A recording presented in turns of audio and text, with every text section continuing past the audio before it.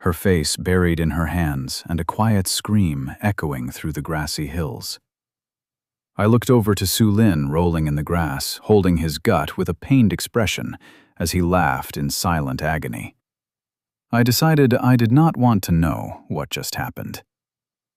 "Let's head back to the sect, eh, my love?" Su Lin said, devolving into another fit of laughter. I shook my head, getting up as I again gathered my stuff and began to walk back. Chuckles burst forth from my mouth, the mix of emotions in my chest finding a release in the form of laughter as they mixed in with the excitement of experimenting with the new herbs and cauldron. The shopping trip was over at last, and I was impatient to test out all the new things I'd gathered. It was time to get back to science. Chapter 21. Spirit Herb Cultivation. I parted ways with Su Lin halfway up the hill the sect was on. As he handed me my new cauldron, I realized I could have simply stuffed all the herbs inside it, making carrying everything far easier. Feeling a bit stupid while simultaneously amused and confused from what happened with Yan Yun, I made my way back to my room. Labby had fallen asleep in my pouch, and I could sense her gradually growing her cultivation base as more and more lightning chi began to gather in her tiny body. The art that Yan Yun had given was clearly helping. I noted the absent silver pill where she was sleeping, but I'd already expected she'd eat it. I couldn't sense anything harmful in it, so I let the thought go. I couldn't survive hyper-paranoid about everything. By the grace of balance, I opened the doors to my room with my feet while hugging the many items in my arms, making sure none of my porcelain petri dish substitutes fell. Not after I faced down actual thugs to keep them. "Well, at least I'm back now," I muttered, entering my room as the sweet and oddly relaxing scent of the many spirit herbs planted in my room hit me. Somehow, before I'd realized it, this place had become home to me. A small pang of pain went through my heart, recalling my old home and friends. But the joy of crafting new and wonderful pills as I tried to understand more and more about this world was enough to break through the gloomy emotions. I sensed Labby stirring in my pouch. I'd inadvertently been sharing my emotions through our bond. I was about to cut off the connection when affection poured through the link, mixed with awe and respect.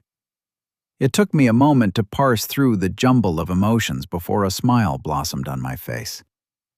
"You sweet little troublemaker. So cute even when you sleep, huh?" I said, laughing as I took off my pouch and carefully kneeled near my desk, letting Labby sleep on my desk. I'll have to look into creating a more comfortable home for her to stay in, and possibly a place filled with enough electric chi for Labby to cultivate in. Maybe I can even get some electrostatic reactions going. I wonder if that'd help with the electric chi, I muttered, petting Labby's head before I began to go through my items. I placed the spirit stones together and the spirit herbs in another bunch as I put them in my herb drawers, which I'd reinforce with some simple hinges to prevent another Labby invasion. I took out the heat-sensing stone and had a quick look at it, wondering how I could make something a bit more precise from it. I pocketed the item for now and moved to the thing I was most excited about: my second cauldron. I'd been fairly excited about getting it, but the many events of today had distracted me. The cauldron was made of some kind of metal, most probably iron, though I couldn't tell for sure. There were small lines carved throughout its body, with small circular indents at the bottom end to place spirit stones in. I highly suspected the design wasn't just decoration, but actually some form of heat conduction method the cauldron was using. A neat little lid covered the whole thing, but since the cauldron was connected with my chi, I could sense the inside without having to look. It would be far easier to experiment with chi pressure and its relation to the chi saturation of the pills now with this present, alongside actual measurements of values for the creation requirement of the basic pills I could create. I quickly grabbed my notes, sifting through them. One of the issues I'd been trying to work on had been how to standardize qi, and if it was even possible. One neat thing was how all spirit stones had a precise size and quantity of cut established by the Empire for them, meaning each spirit stone worked as a rough measure of the amount of qi present in it, making it usable as a standard of measurement for qi until I could find something more accurate to replace it with. The second part was how spirit stones were, quite literally, solidified qi. I went through my notes to take in the observation of how one of the spirit stones, after being spent of its qi, had been slightly lighter in weight. The revelation meant qi had an intrinsic association with mass. But that didn't match with my observations with how qi worked when in my dantian, or even when simply expelled. Perhaps there was some inherent form transition of qi to mass? A formula that worked both ways? A mid-path to add on to the transition between energy and mass? Not a question that'd be answered today, I suppose. I flipped through a couple more pages before I remembered something I'd planned to do. A test I had in mind with regards to my cultivation and my spirit herbs. Time to cultivate for once, I guess. A deep breath in, a deep breath out. The serene mist arts flowed through me as Lu Jie's memories guided me through the cultivation method. Qi bubbled forth in my dantian, swirling and pushing against the boundaries, trying to push through and break past the limits they'd been confined to for months now. No change.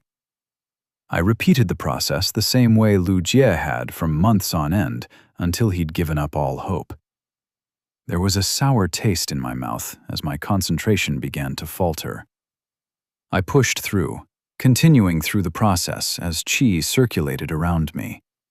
I tried to reach out to the qi of the nearby spirit herbs. Qi pulsed through my being as I cultivated, yet the lid on my dantian was closed shut. The sensation was like pushing on a wall with a single finger. My cultivation refused to expand, the essence of the world refusing to move as I asked it to. I opened my eyes. It'd be dumb to try and do what Lu Jie had done for months with no success to be found. Even with the high amount of qi present around me due to the spirit herbs, my knowledge of cultivation itself was minimal, and I was still stuck at the peak of the third realm. I got up and walked to my shelf of notes. I picked the one where I'd tried to simplify and make notes from a book that talked about cultivation, but spent far too long in nonsensical philosophy instead. Walking back, I seated myself and began to go through the pages from the start. From what I'd read and knew from Lu Jie's memories of cultivation, the path to immortality seemed to be fairly well defined. 12 realms, 3 dantians, and 5 circles. I wasn't sure what the significance of these numbers was, and was hesitant to dismiss them as random coincidences. This was a cultivation world, after all. I flipped through the pages, reading what each realm had to offer. The first circle of qi was fairly simple, and the first realm was the foundation realm. The formation of the first circle was the entirety of your dantian. You gathered the heavenly qi from the world, converting it into qi as your first circle was formed. After that was qi gathering, which simply expanded on the dantian and reinforced it. Finally was qi shaping, the third realm, and the realm at the peak of which I was stuck. I flipped the pages again, opening the notes on the second circle and the fourth realm of cultivation. Core formation was a tricky realm, as to break through, cultivators had to form a second circle around the dantian and condense it into their dantian, a process that was likely to cripple you if it went wrong. It made sense this was the exact point where most cultivators got stuck and failed to break through, and why actual cultivators were all in the fourth realm or above. The first 3 realms were like taking a single step on the cultivation path. You have qi, you have a dantian, and you can explore abilities, gain spirits, use spiritual weapons, like a tutorial before the real game began. The fourth realm, core formation, changed things. Your path begins to reflect itself in the world around you. The mark of your cultivation starts to impose itself on the world in the form of a budding domain as it projects the fundamental truths of the cultivator's path. Similar to the static presence around Yen Yun, or, for a stronger example, the moonlit forest I saw when the sect elder's spirit came out. From what I'd read, the qi would change qualitatively at the fourth realm, being far more potent. I wanted to see if qi density was actually a thing, and if qi was being compressed inside the dantian.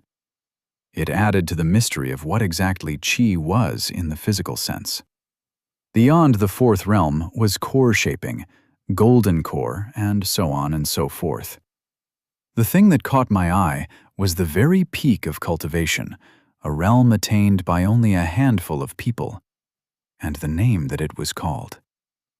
The 12th realm and 5th circle of cultivation. Core shattering. I hummed, thinking over ideas and wondering how that may be related to a crippled cultivation.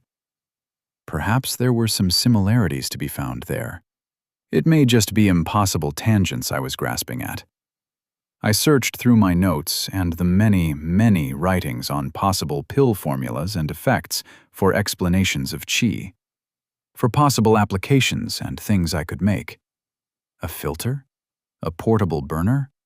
Perhaps some kind of internal healing device, a qi injector? It might help with Su Lin's brother's crippled dantian. Maybe I could even attempt to make a generator. Ideas upon ideas filled my head, old and new ones merging when I stopped on a certain page. A page where I'd not written much, but had simply drawn circles, 2 circles overlaid in one, chasing one into the other eternally. For some reason, I'd changed my cultivation to follow this pattern. Something about the dual motion, as if weighed on both sides in a perpetual sequence of circles, had just felt right. The reaction with the essence told me I was onto something. Yet, despite having looked at it, I'd failed to come up with any possible reason. Why was this split cultivation method better? What was different from Lu Jie's methods? I'd had no breakthroughs in my cultivation. It would have been extremely obvious had I suddenly broken through. Yet something had certainly changed. I'd chosen to leave the topic be, occupied with experimenting in alchemy instead, but the question was growing. An eternal cycle in the qi's circulation. Perhaps there were some hidden hints, like the question of, why circles? Why was the dantian a sphere and not any other shape? It somewhat made sense if we went with the lowest state of energy being a sphere for the dantian, yet, from what I knew, qi circulation followed a path of circular rotation as well. I pondered over the thoughts when an idea struck me. Taking a spirit stone, I seated myself along with the spirit herbs. Closing my eyes, I let go of Lu Jie's memories, diving into my own mind. I circulated my qi, first in a singular circle. The qi from the spirit stone began to shift to my cultivation, drifting into my dantian at a slow trickle. I let the qi flow in as I continued to cultivate, before I split the circulation of my qi in two. 2 parts, one chasing the other in an infinite circle. 2 loops forming an infinity. The qi from the spirit stone stopped its flow, and something else shifted around me. The essence of the spirit plants moved, their qi pulsing as one. I could sense the spirit herbsy, their essence trying to move toward me as the qi of the world began to trickle toward me. I nudged the qi from the spirit stone, moving it outward as I guided the essence of the spirit herbs. 2 cycles, one into the other. A duality of perpetual motion. Harmony within the flow of qi itself. I tried. I failed. I tried and failed again. The essence spread around, floating through the spirit herbs, within my reach yet untenable. It was like moving many limbs at once, and I faltered, breaking the flow of qi many times. I tried again. Essence floated in a void, and I drifted the chi around me within the spirit herbs.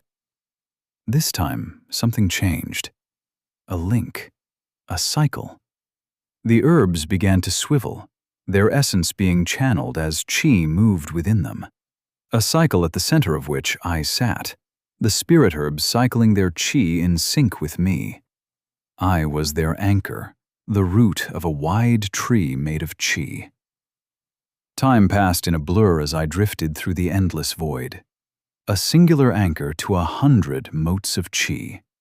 The core of a web of life. The chi flared within my dantian, essence swirling in a torrent as the spirit herbs all sucked the chi within themselves, and tiny threads of chi extended into me.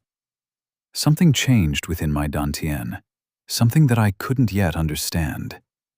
A blurry shape began to form within.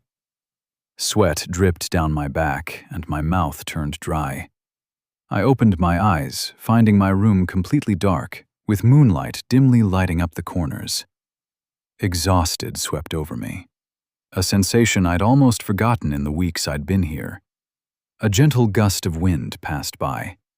I sensed Labby rushing toward me, her curiosity and concern. I rubbed her head, letting her be for the moment as I took a look around me. A lush green site full of plants extended all around me, the spirit herbs taller than they'd been before. Patches of spirit grass peeked through the gaps of the wooden floor, covering this corner of the room. Chi flared from the now tall spirit herbs, drifting in the gentle wind, and I smiled, pleased to see what I'd created. My very own spirit herb garden. Chapter 22. Changing Cultivation.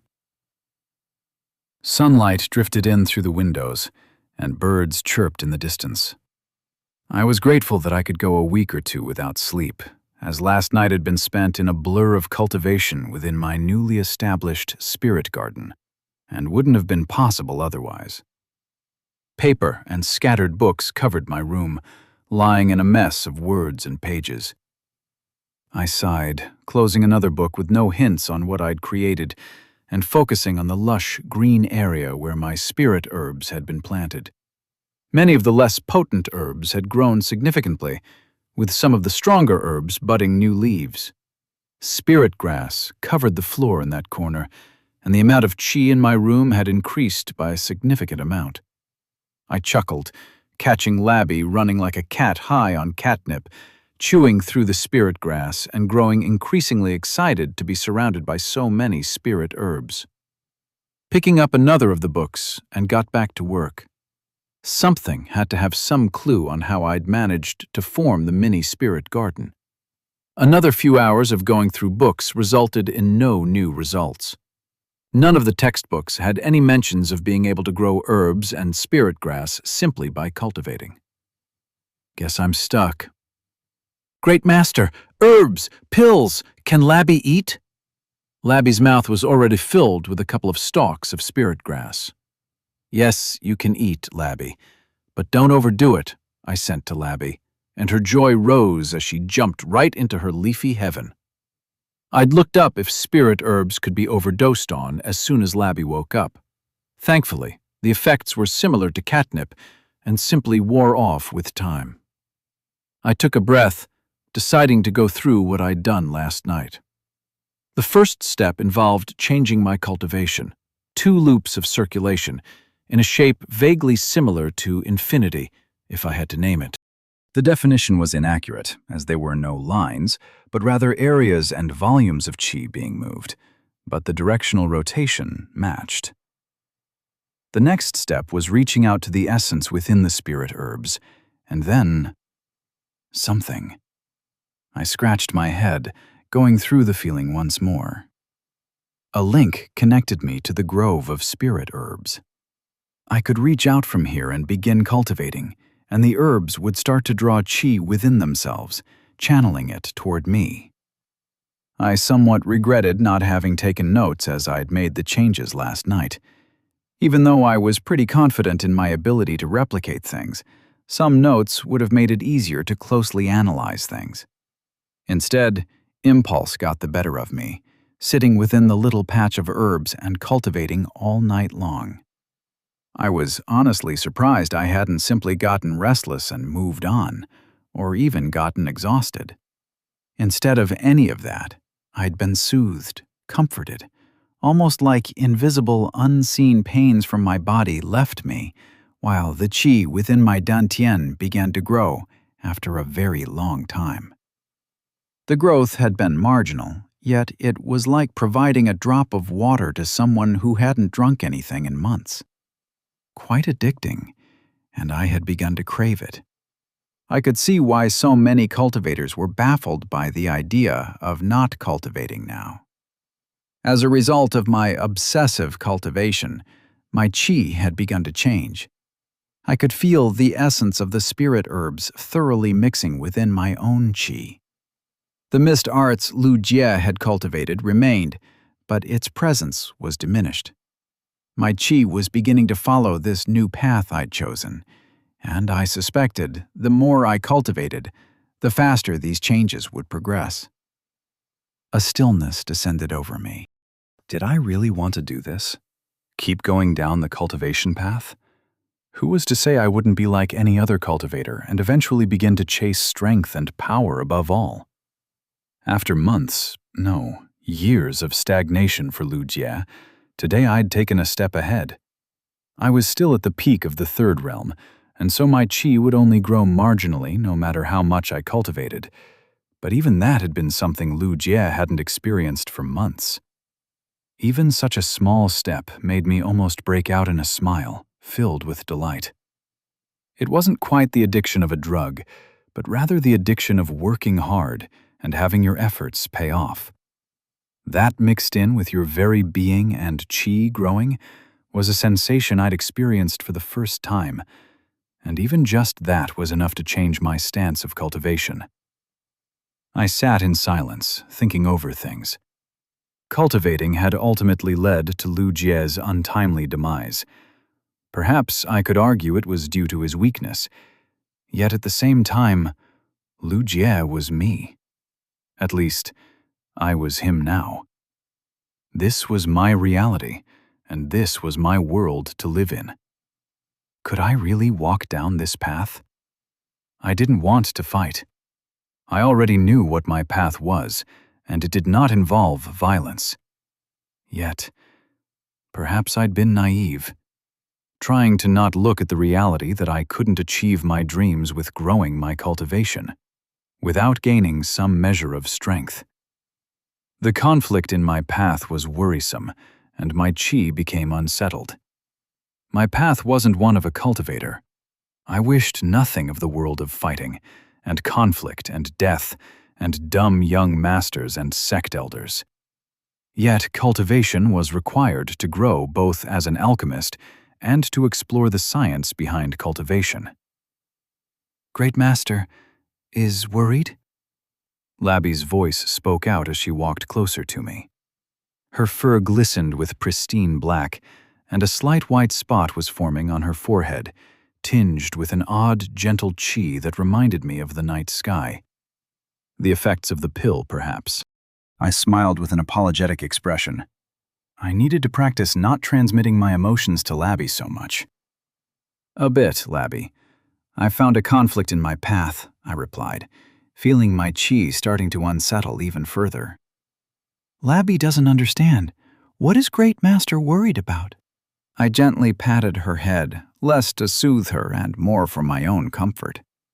Should I tell what was essentially a child with an inflated opinion of me that I wasn't the infallible thing she assumed me to be? Neither was I some wise saint, but just a guy doing nerdy things all by himself in his room. Something that hadn't changed much from my past life into this one. My path isn't supposed to be one of chasing the heavens. My path is one to bring the heavens down and break them into understandable sections, making them tangible things with concrete rules.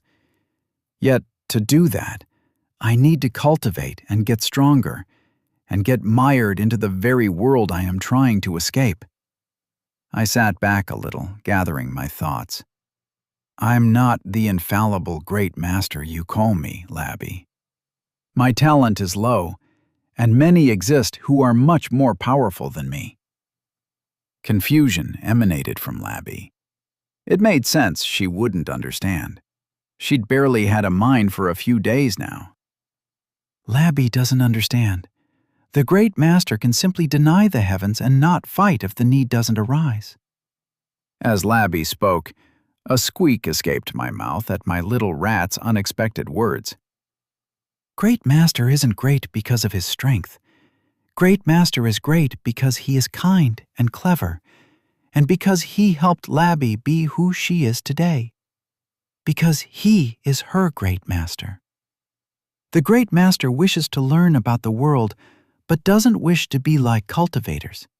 If so, then the great master can simply follow his own path. Why does he have to follow the martial path and not his own to grow in strength? Wonder overcame me, followed by a burst of laughter, and my chi settled down. I can't believe I'd been so fixated on trying to avoid turning into a cultivator that I'd forgotten my original goal. Wasn't the entire point to start a new path? To spark the ideology of science, to have people look through the mysticism and see what made things work? I smiled, shaking my head. Thank you, Labby. I needed that. Labby is pleased to be of help. Can Labby have a spirit pill? I broke out in laughter once more at her clever tricks and gave in, digging out a spirit pill for her. Labby plucked up the pill, and I could swear I heard a giggle in my head as she ran off. I sat there silently, feeling amused. My path was clear. All I had to do was forge on. The first steps would begin with trying to find out what was different with my method of cultivation. I got up and sorted the books in a pile to arrange at a later point. Leaving Labby to her pill, I began to head out. I needed to talk to the old man. The familiar scent of alchemical potions touched my nose, along with the bubbling noise of the old man brewing a potion. I paused outside the chamber, sensing another presence inside. The voice of a boy said something before the old man replied. I waited outside until their talks had finished, and a disciple walked out, his arms tied in a cloth. Someone got injured in a spar, it seems. I dipped my head, receiving a slight bow of my own as I walked past the boy and into the chamber. "Oh, Lu Jie, it has been a few days since you came," the old man said, turning a gentle smile my way. I bowed, greeting him. "I apologize for not coming more often, Master. Some things had come up, and I'd needed some items to buy from the city," I replied, deciding not to mention the events that had taken place. It'd take too long to go through them. "The city, huh? I see, the old man replied, his eternally narrowed eyes narrowing even further as he rubbed his long, thin beard. Just how did he see with his eyes always closed? "Well, since you are here so early, I assume something has come up? You don't seem injured," old man asked. "I'm not injured. I had a few questions about cultivation." His eyes widened just a tiny margin at that, the pleasant smile falling slightly. "Do you wish to return to your old path? To try and grow your cultivation once more?" "No, I don't wish to do that. I don't wish to return to my old path." I hadn't lied when I'd said I truly wished to learn alchemy. To do so without being prepared to follow through wouldn't be an offense I'd be willing to give you, Master, I replied. "Then why come to me, my dear apprentice? This old man isn't a cultivator after all." "Master, I just realized, to progress alchemy, ultimately one needs to cultivate, don't they? Higher realms and more chi would be required to make stronger pills. In the end, the paths were the same, just with a different focus. A cultivator could be an alchemist, and an alchemist is always a cultivator. The only difference was in what they wished to achieve with their strengths," I said. "That is true, yet not necessarily. You don't have to grow to learn alchemy. The knowledge is there to be gained. Yet, it is also true that the only way to grow as an alchemist is to grow your cultivation. Many alchemists choose to rely on pills to push past their limits, or gain wealth and make potent elixirs that could increase their strength to an extent. There are many ways to go about things, the old man said. But the path remains the same, I returned, which gave the old man pause. I wish to follow a different path, Master, and I wanted to ask for your help. I don't have enough knowledge to know where I've gone wrong. Neither do I know where to look. Nowhere near enough books or texts to try and find similarities. The old man gently patted my shoulder. I'd made a mistake, thinking you were running away after your defeat, Lu Jie. Your ambitions are much beyond this, old man. What is it that you need help with? I explained the spirit herb garden alongside the change in my qi. I've heard of spirits of the forest. In a land far to the west, outside the empire itself, the spirits are known to nurture groves and thickets filled with potent spirit herbs. But I'm afraid this old man doesn't know much more than that. Perhaps you should try and look through the library? Unbelievable. The old man just casually dropped a massive bomb on me. There's a library? Chapter 23. Sect. Library. You didn't know about the library, Lu Jie? The old man asked, and I found myself stuttering. Rapidly going through Lu Jie's memories, I tried to find any mention of the library. As it turned out, Lu Jie had heard of the library when he'd first joined the sect and had made the extremely smart decision of completely ignoring it, as it wouldn't help him at all to grow his cultivation. I wanted to facepalm so badly. No, Master, I finally replied. I'd forgotten about the library. The old man hummed, looking at me with a strange expression. I probably looked like an idiot right now. I certainly felt like one. Well, I suggest you have a look there. The sect library in the outer sect is open for all to visit. Though there are certain sections you can only access once you have collected enough tokens from the sect, the old man said. Right. The tokens were another thing I'd completely overlooked. Whatever the result may be, this old man wishes you well on your path, Lu Jie. Establishing a spirit herb garden and linking it with your cultivation is an idea this old man hadn't thought of in his wildest dreams. Yet here you are, my apprentice, already taking steps towards surpassing me, the old man replied with a chuckle. I felt both grateful, yet slightly apologetic for the old man. He'd never had the leisure to chase such wild dreams in his life, and here I was, aiming to demystify all of cultivation itself. Oh, no need for that gaze, Lu Jie. This old man is content with his place in the sect. Being a humble alchemist with a sharp and hard-working apprentice is all I'd ever wished for. The further you go, Lu Jie, the prouder I will be. I bowed. I could tell he'd left one thing out of his desires: his grandson. I'm grateful to have you as my master, I replied, and the old man nodded contently. Now, go on and have a look at what insight you've gained. They often reveal the secrets of the heavens upon introspection, the old man said, and I dipped my head as I headed out. Time to visit the library. The sect library was near the top of the outer sect peak, alongside all the other buildings of importance. Being a part of the outer sect halls for all new disciples that joined, the library was conveniently near where all the crafters and scholars tended to be, which was another thing Lu Jie never held an interest in. That the sect didn't just harbor cultivators on the martial path, but also those of the fine arts, which was mostly poetry and other kinds of writing, but alchemy and cultivation formations were also a part of it. The latter was something I held quite an interest in. Formations were something I'd been taking a glance at when trying to study about cauldrons.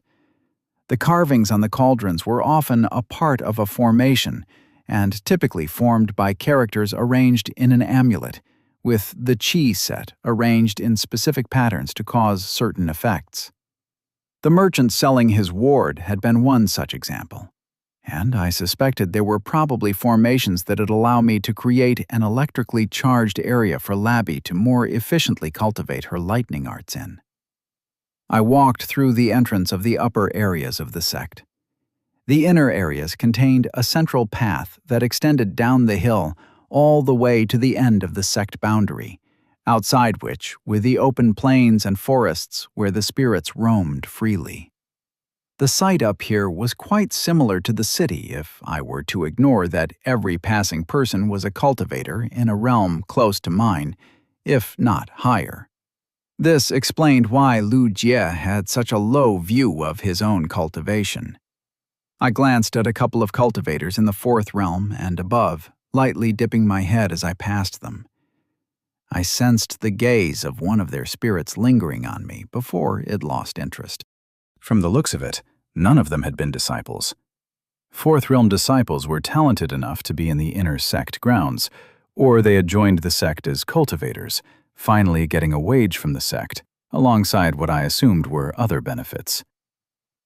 I continued on my path, my hand instinctively reaching to my pocket for Labby.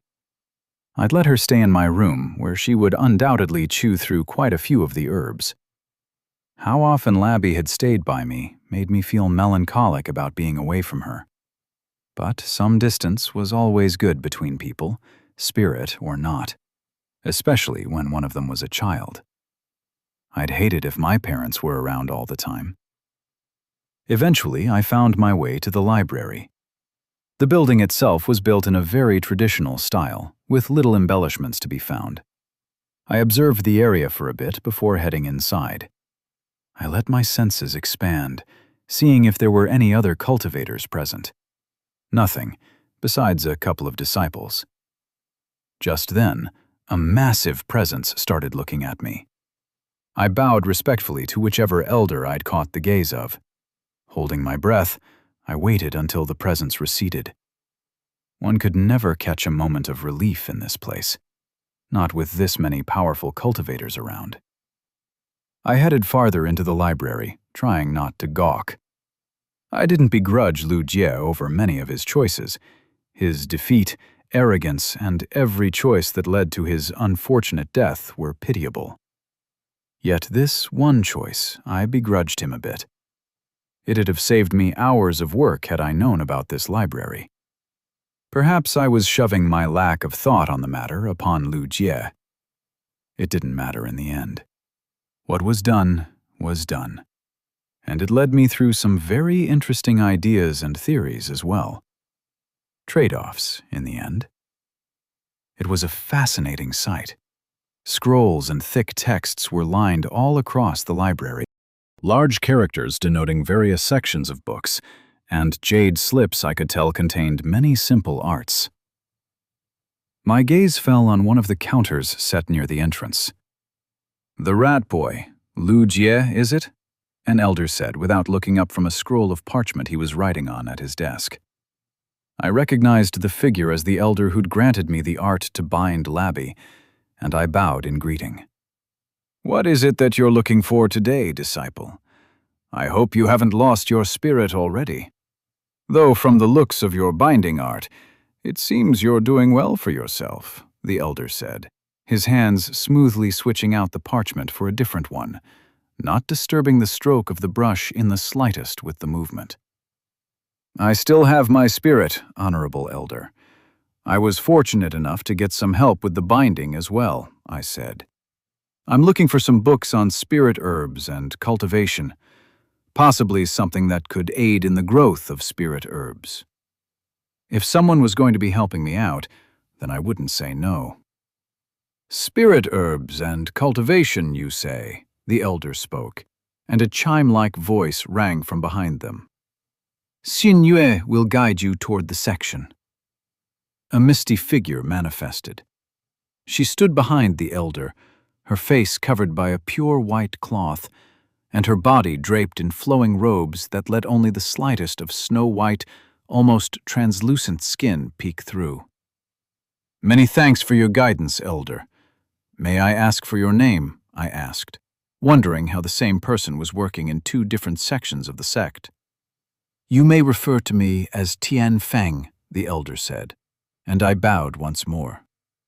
"Follow along, disciple," the spirit added in a melodious whisper, and I once more felt like I was stranded inside a lonely forest with the moon shining down upon me. I walked behind the spirit, floating like a ghastly figure, and I noticed that her feet still touched the ground, albeit barely. I stared at the spirit in front of me, a living bundle of endless questions and wonder to be explored. If shooting lightning from your fingers was quasi-bullshit magic, then this was a full-on dive to the deep end. A giggle rang, like the sound of a bell on a gentle breeze. "I can sense your curiosity, disciple. Perhaps it'd do well to learn to temper your emotions," the spirit said with a slight laugh. I blushed, embarrassed at being teased like a child, but I didn't let the thought linger as the spirit stopped. "This should be your destination," she whispered, and I nodded.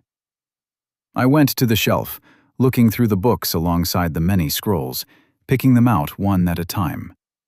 Carrying around a dozen, I stopped my book hoard, deciding to find a place to read them. I turned around to find the spirit still floating behind me. "The child has accepted my gift, disciple. It'd do you well to look after her as she grows.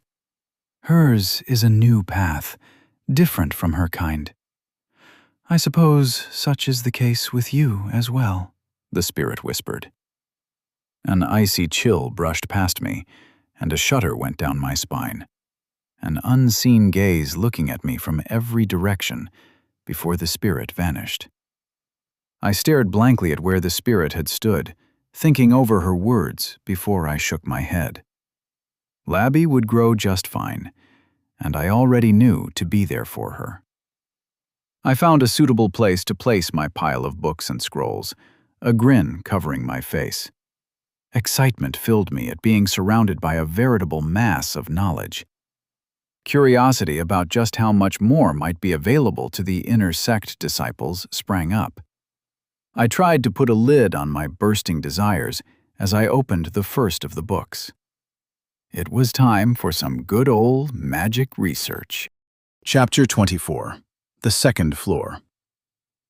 Labby leapt through the spirit grass, lightning flaring all around her.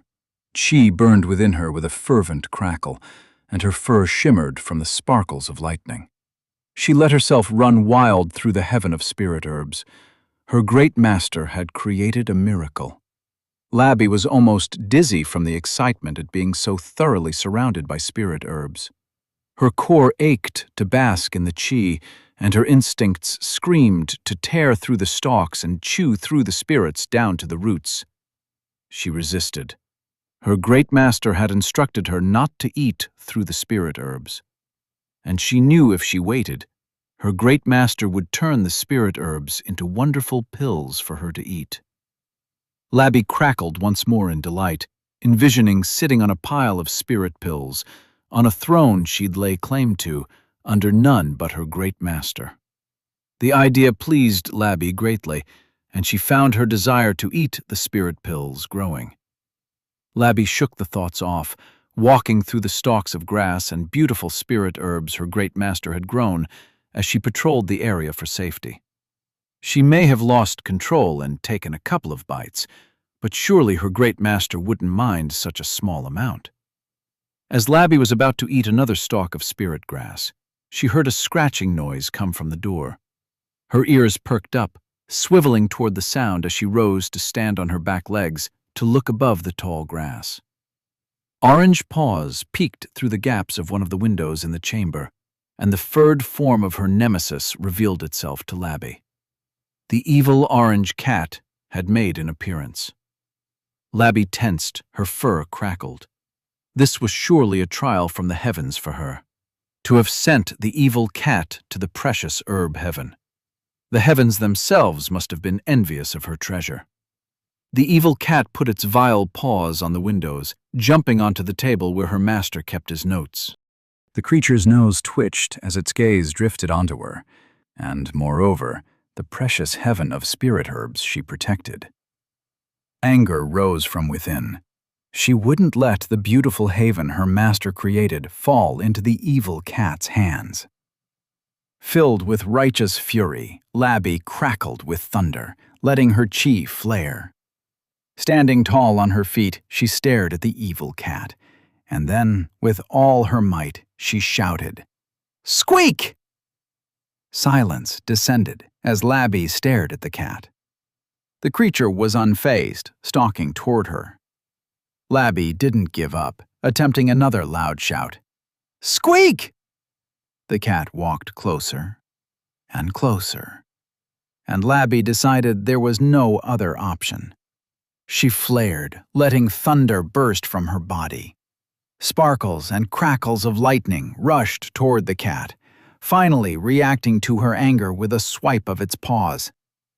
Labby ran away when the cat began licking the paw where she'd sparked it, a small black mark denoting her attack. She couldn't give up, not like this. But she wasn't strong enough to protect her haven.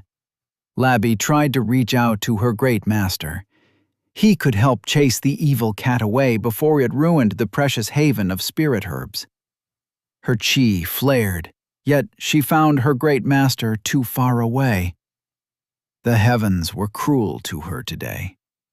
The cat was about to enter the patch of herbs when an idea struck Labby. She let out another squeak, trying to catch the cat's attention. "Squeak!" Labby shouted, with another sparkle of lightning shooting out. This time, the dastardly cat stopped, the slight burn on its paw still fresh in its mind. "Labby can show you something better," Labby tried to say to the cat, reaching out with her chi. Yet she couldn't. The cat possessed no chi. It didn't even have a name like she did. It was the same as she'd been before her great master found her, before she knew who she was. Labby dashed off, gesturing for the cat to follow. The cat stared at her for a while, before curiosity won over hunger, and it followed behind. Labby quickly climbed the drawer of spirit pills. Grabbing onto the little ledge in between, Labby put her paws in between the hinges, flaring her chi, and pulled. The cat, catching on, leapt upon the drawer and began to paw at it. Soon the hinge came off with a click, and the drawer propped open. The path to the greatest treasure of her home was revealed. Labby rushed inside, surrounded by spirit pills. Her mind spun as she almost began devouring them, but no, she had a purpose to fulfill. She sparkled, warning the cat to stay back as she picked up a few spirit pills with her paws and mouth before jumping out. "Tribute for the demon cat. Swear fealty to Labby and Labby's great master, and Labby will give you these. And more, as her great master will make them," Labby sent, her intent carried by her chi. Even the cat understood the idea of serving one for something in return. It meowed to Labby before its paws pulled a pill closer and it began to chew. Labby picked a pill of her own, watching the cat grow more and more excited from eating the pills. Soon the demon was flipping on its back and rubbing itself against the desk as the chi from the pills revitalized it from the inside. Eating her own pill, Labby was pleased at having fulfilled her purpose. She'd shown the great treasure to her enemy, winning over its loyalty for her great master as she protected the haven of herbs. She'd gained her first minion today, one in what would surely be many, for her great master's pills tamed even the foulest of beasts. And so, in a daze and filled with pill-infused excitement, Labby proclaimed the beginning of her drug empire. Squeak! Spirit herb cultivation. Unlike regular herbs, spirit herbs require one to nurture not only the plant, but also the chi around the plant. Many spirit herbs require specific kinds of chi and locations to be grown. Even now, the Empire has only been able to reliably grow only a fraction of the herbs available in the wild. with most potent herbs found in difficult-to-reach locations that were often too dangerous for any but high-realm cultivators to travel to. As such, the task of growing herbs reliably has been a subject of great interest for many alchemists, for it'd allow many pills to be refined more easily. Yet, as of now, it remains but a dream of many a scholar like myself. I breathed out, closing the book, adding it to the pile sitting on both sides of me. To much of my disappointment, I hadn't found much on a cultivation method that could channel additional qi through spirit herbs to a cultivator, like a grove that aided in people's cultivation. But the hours-long reading spree had resulted in quite a few insights into what I'd achieved. The spirit herbs within that grove were a part of what I could equate to being a chained formation, a living, breathing one. And I was the anchor of the formation consisting of the many threads of qi. When I'd cultivated, spirit grass had begun to grow around me. Not only that, but I'd increased the growth of all the spirit herbs as well by varying amounts. One theory was that the cultivation method I'd been using caused the spirit herbs to cultivate with me, allowing them to grow faster than me. It worked in conjecture, my thought that spirit herbs and plants and other such things couldn't be cultivated, but nothing was there to say they couldn't be made to cultivate.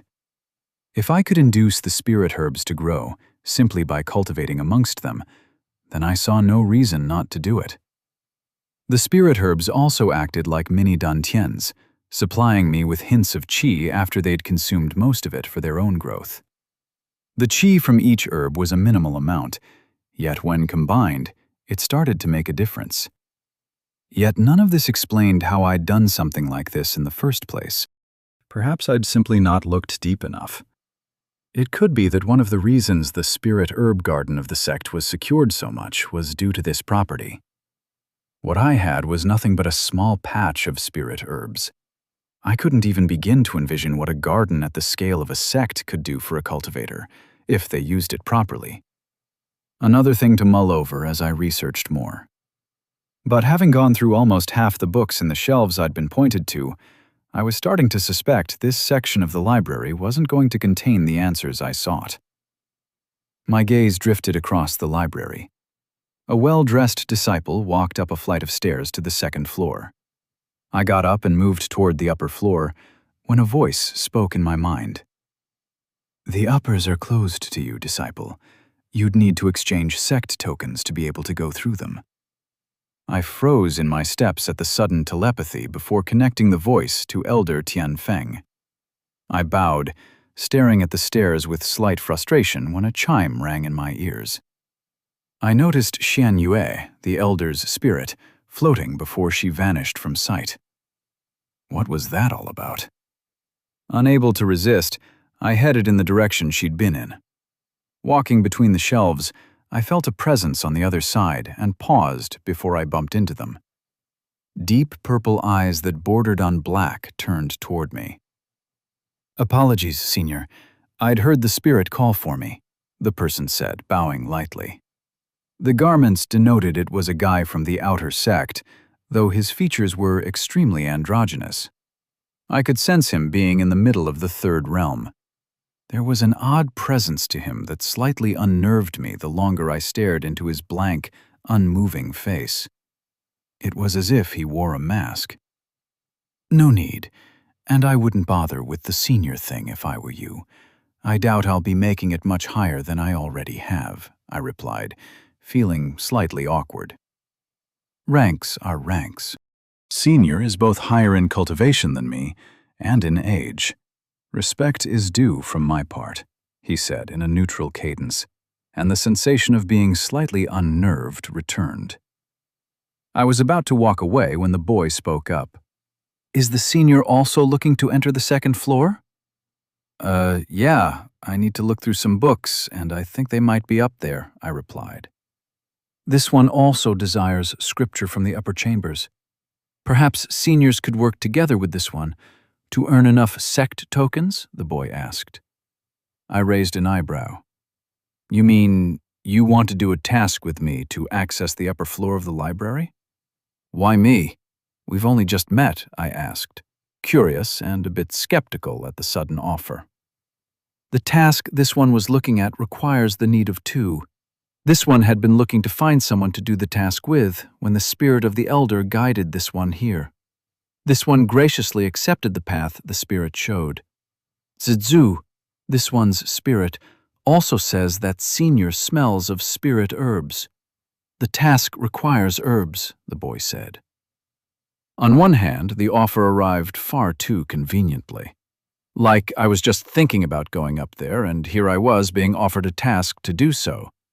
On the other hand, the spirit had clearly been luring me here, and I didn't like being sent on fated journeys or being played by the whims of spirits. There is no need to decide now. If Senior makes up his mind, then we can meet near the sect gates on the eve of the full moon in 5 days at sunrise, the boy said, his face completely devoid of any emotion. I was beginning to wonder if he had a facial paralysis of some sort. All right, I'll think about it, I said, and turned around, then stopped. What's your name? The boy smiled for the first time, his dark black hair falling down the side of his face in long bangs, coming loose of the single silver hairpin tying them together. This one is called Yi Liu Shang, the boy said, and I could swear the giggle of a spirit rang in my ears. I'm Lu Jie. The boy bowed, and I headed back to my table before returning to my chamber. The name remained in my mind.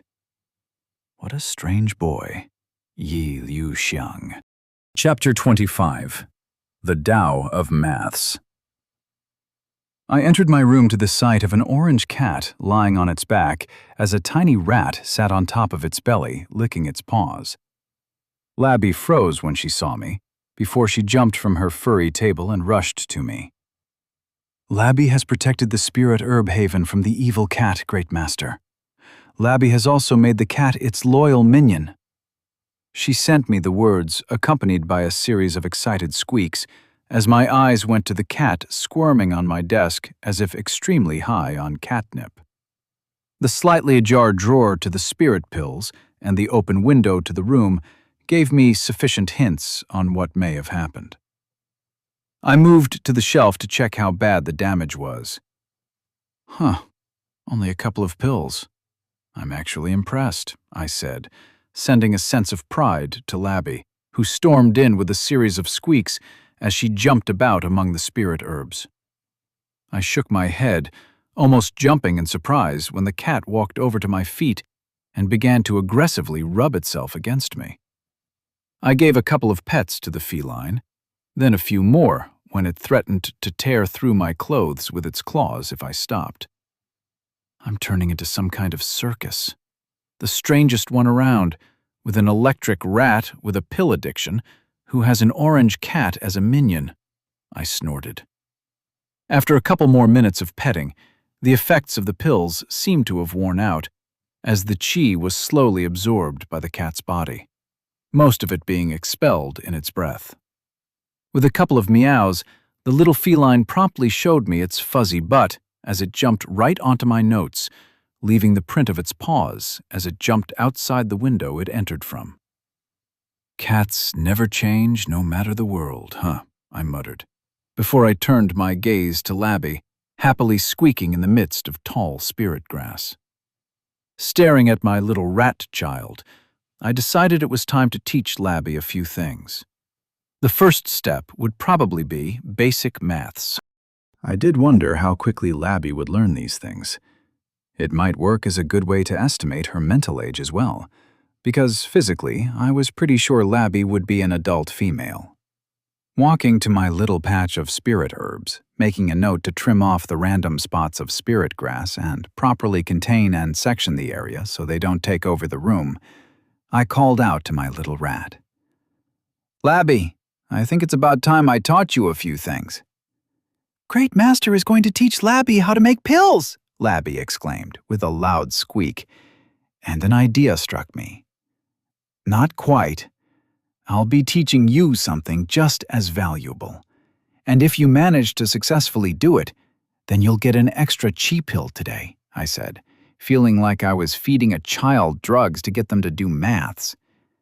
Good God, what had my life come to? Labby will do it. Labby is eager to learn from her great master, Labby squeaked happily. I could almost see her drooling at the prospect of more chi-gathering pills. My spirit rat was a glutton among gluttons. All right, well, you can't exactly hold a brush to write. Well, let's start with learning how to count then. Labby already knows how to count, she exclaimed. You can count? Well, what's this then? I asked, drawing a 1 on a piece of paper and holding it out. She stared at the symbol, tilting her head before her ears drooped. Labby doesn't know, she said, almost as if afraid of disappointing me. I smiled. It's 1. It means one of something, like there's one of me and one of you. But Labby doesn't think this is 1? 1 is not up to down, standing straight up. It's left to right, flowing along the earth. Confusion swarmed through me. Then it hit me what she meant. I'd written 1 like 1, where the 1 she was mentioning was the character for 1. I drew out the symbol for 1 and showed it to her, and Labby nodded. I drew out 2 and 3, and so on. You can read these? I asked, and got another affirmative from our bond. I've been completely taking a rat knowing how to speak for granted. How did she know the words? Who taught her? What about these numbers? Could she read as well? Okay, Labby, I'm going to write something. Tell me if you can read it. I wrote down the characters in the language from here and held it out in front of Labby. The laws of cultivation and the origin of chi, Labby sent back. Who taught you to read, Labby, or to count? Labby doesn't know. Labby knew how to do it when Labby became Labby. Labby thinks the chi told her when it asked for her name. The chi told you when it asked for your name, I said, unsure of what that even meant, simply getting another affirmative from Labby. Do you mean the chi actually talked to you? I asked, and got a negation. Huh, something else then. The chi only spoke once, to ask for Labby's name. The rest Labby knew as surely as she knew what the sun and the moon were, and what the heavens meant. I stared in wonder, trying to understand. Was the chi capable of storing information? Was it some kind of intelligence? Were there actual deities involved? I mean, the fact I was here would suggest souls were a thing, and that I somehow died while preparing for my physics test and was sent here. Can you ask the chi questions? I asked. Labby doesn't know. The chi doesn't talk. It doesn't like Labby much either. It says Labby's name is not from here. It wanted to call Labby La-Bee. And of course the chi had a preference in names. La-Bee. So it was following the language from here. And not from here was pretty clear in what it was referring to. I thought things over before I shoved the thoughts away for a later point. I'd think over the possibility of the intelligence of what I'd thought was a fundamental force of nature at a later point. Let's resume your lesson, I told Labby, drawing the English equivalent of numbers, and then the structure of decimals, and arranging numbers around, alongside addition and subtraction and more. Hours flew by in a blink as the day began to set. I sensed a shift in the chi as the lunar chi in the air began to increase. There was to be a full moon soon. I could sense Labby's eagerness as she greedily absorbed this knowledge, and her chi churned as her understanding grew. It was a strange experience to be able to sense the problems Labby faced from my link to her, and be able to guide her. Her chi trembled as it began to swirl around her. Labby thinks Labby understands. The 0 Master refers to is absence. The absence of something can be used to add value by 10, which is what Master calls a decimal, and it forms a cycle that goes on forever and ever. A cycle born from nothingness. I nodded at Labby's reply, a swirling motion of chi growing in her dantian, and lightning chi churned.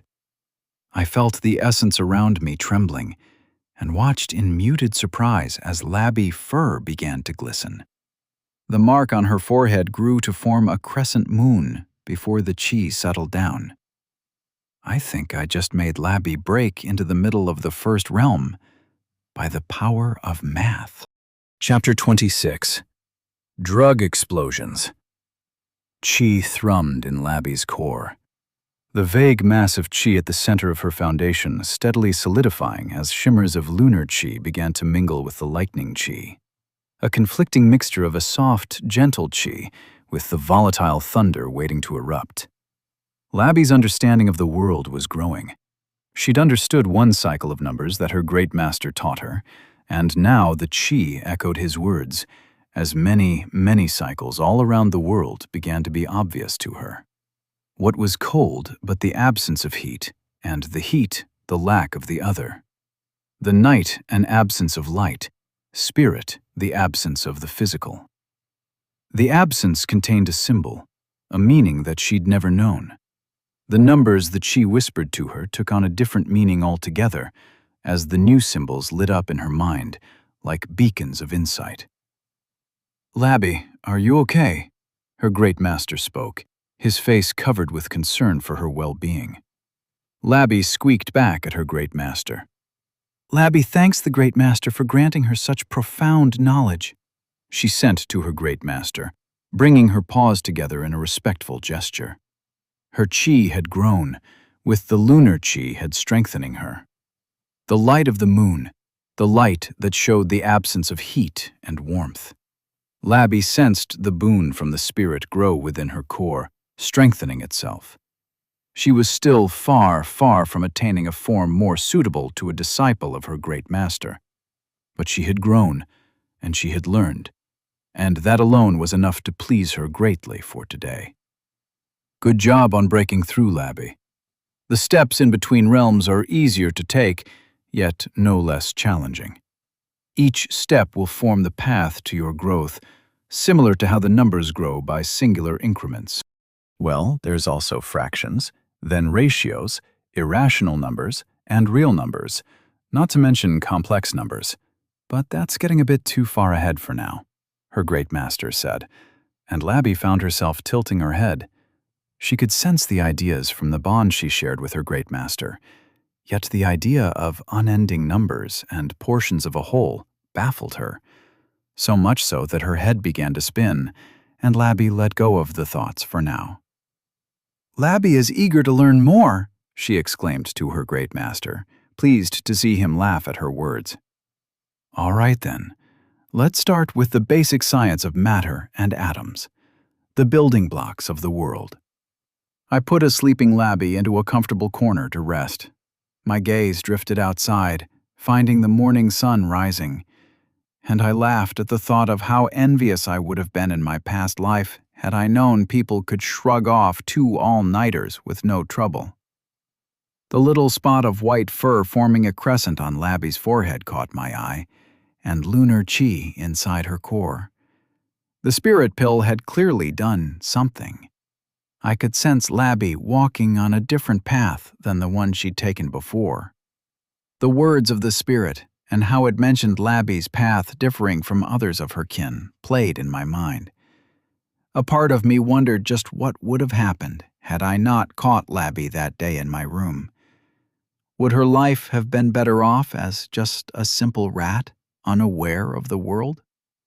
I didn't know the answer, and couldn't guess what could have been. Yet there was no regret in my choices either. What had been a simple desire to gather more spirit herbs ended up giving me a precious and dear junior sister, who followed my desires and passions to learn, albeit fueled more by a pill addiction than anything else. A part of me was bothered by the respect Labby held for me. I'd been trying to ignore it, treating her as a child who'd become aware of my faults the more she learned about the world and saw the truth for herself. But her growing knowledge only seemed to lend itself to further devotion toward me. I'd thought it had simply been the result of an impressionable mind, like how a duckling would think the first creature it saw was its mother. And yet, clearly, there was more to it than that. Perhaps it was also a part of me, trying to run away from having to live up to Labby's expectation. I felt like I'd been misleading her into having an inflated expectation of me, as her image of me, and my image for myself, was in conflict. Perhaps I simply refused to accept that I really was her master. Not a great master, more of a senior brother, if you'd ask me. But the role of an elder guiding her was still mine, and it'd do me well to act like one. I moved to my collection of spirit herbs I'd bought from Granny Lang. I'd probably want to add some of these to my spirit herb garden. Taking out the heat-sensing stone, I flexed my chi, lighting a fire under my new cauldron with a thought as I prepared the ingredients. I couldn't sit around while my junior sister was making breakthroughs. It was time to make the first of the 3 pills needed to become a junior alchemist and graduate as an apprentice. Ouch! God damn it, that burns, I shouted, pulling my hand back from the blazing hot fire. I pulsed my chi through my stinging fingers as the fire subdued and let the chi from the cauldron dissipate. Another failed test. I scratched out the temperature and the chi pressure requirements, then applied a salve on my fingers. Stupid cultivation pill with stupid requirements, I grumbled, looking through the texts for the creation of the pill. Poison Flame Pill. A pill formed of 7 poisons based on the raging heat of the flaming tongue grass of the southern deserts of the Empire. A pill at the peak of the first realm, capable of granting a cultivator immunity to the 7 poisons present within, while burning through the impurities within their cultivation.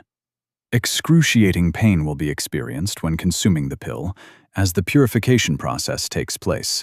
The pill needed to be refined at an extremely high concentration of fire essence, yet the process was extremely delicate. Any changes in the chi pressure of the cauldron caused the fire to burn through the herbs instead of refining them, or in this case, lash out and burn my hands instead. None of the herbs being used were poisonous, but from what I read, the ending result was a fairly poisonous mixture, with a solid restriction on which realm of cultivator can ingest it safely. A pill I definitely wouldn't want to test the effectiveness of myself. Some other method would have to be used for that.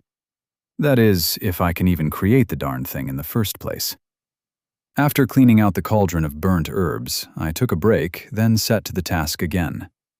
I crushed the herbs, using a simple mortar and pestle to mix and grind them as the steps showed. I added the mixture to the cauldron, feeling the essence being released as the leaf itself was crushed. Ruptured cells didn't hold chi as well was another thing I'd checked with this preparation method. Opening my drawer, I took out the flaming tongue grass, grabbing it by the small end at the bottom portion of the stem, where the flames didn't reach. Quickly, I added the herb to the mixture and poured in some chi-filled essence water and a simple elixir before I shut the lid on the cauldron. Chi gushed forth from the chi water, reacting with the spirit herbs, drawing their chi out, and the fire grass added fire essence to the mixture. The temperature rose, and I let the flame under the cauldron start. Adding another spirit stone to fuel the fire, I churned my chi through the mixture of herbs and essence, submerging it throughout the cauldron. A benefit of the small cauldron I had was the lowered requirement of chi needed to make a single pill, at the cost of needing more time.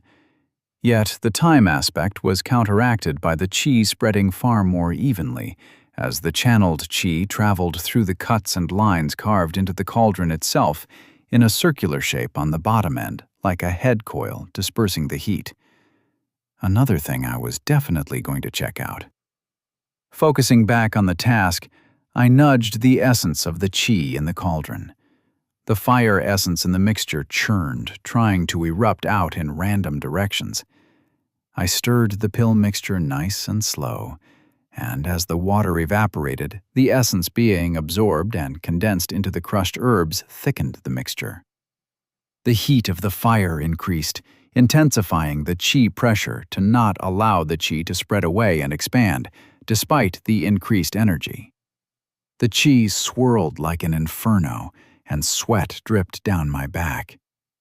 I focused my attention on my qi, the cauldron, a part of my body, an extended limb that I controlled.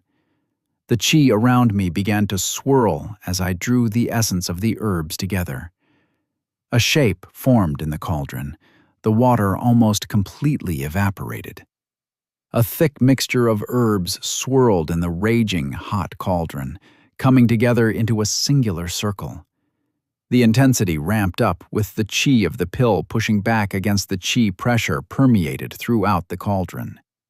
I pushed, increasing the flames as high as possible, burning through the spirit stones. The qi struggled, refusing to take shape. The qi pushed. I pushed back. The qi tried to break through. I held on. I sensed a burning inferno condense itself underneath my qi pressure, the fire taming itself as it bound to the pill. I'd done it. I gasped, exhausted, with almost all my qi expended on the task. I still had a ways to go with qi efficiency. A grin covered my sweaty face. I'd done it. I extended my senses toward the pill, trying to see the result. With care, I opened the lid to the extremely hot cauldron, setting it aside. A burning sphere, like a chunk of earth with lines of lava running across it, sat in the middle of the cauldron. Inspecting the pill made me frown. Fire essence leaked from within. The pill shouldn't look like this. Hesitantly, I sent a pulse of qi within and jumped back as fire exploded in my face. An inferno raged from within the cauldron, heat pulsing out in waves and swirling around. I stared at the mass of fire around in my cauldron before a laugh broke itself from my mouth. I crossed another list of requirements for the poison flame pill and made an entry within a new section. It seems I'd just found the recipe for creating exploding fire pills. Exploding drug bombs. Just what I needed. Chapter 27. Cultivation Bombs. Young mistress, please come out. The great master is starting to get concerned, Zuri called from outside the chamber.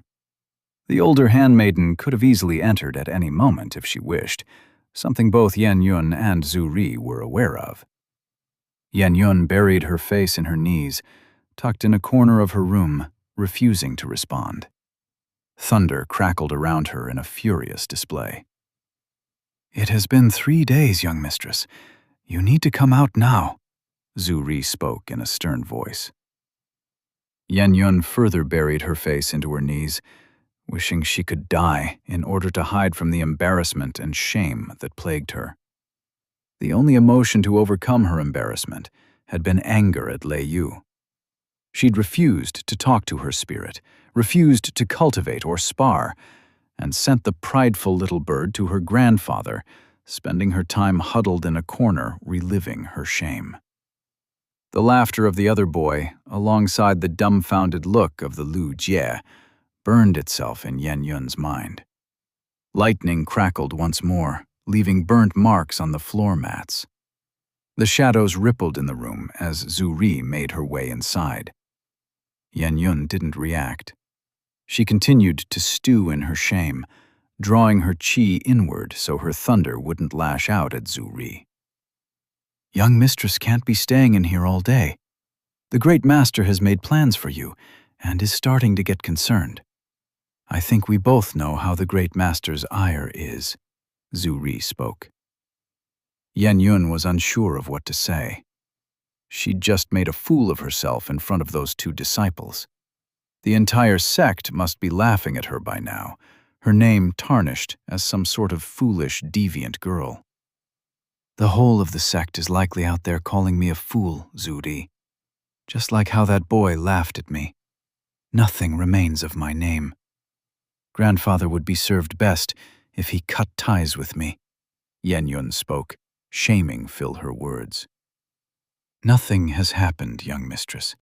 The boys haven't spoken a word, and will not be if they know what is best for them. I could have them expelled from the sect.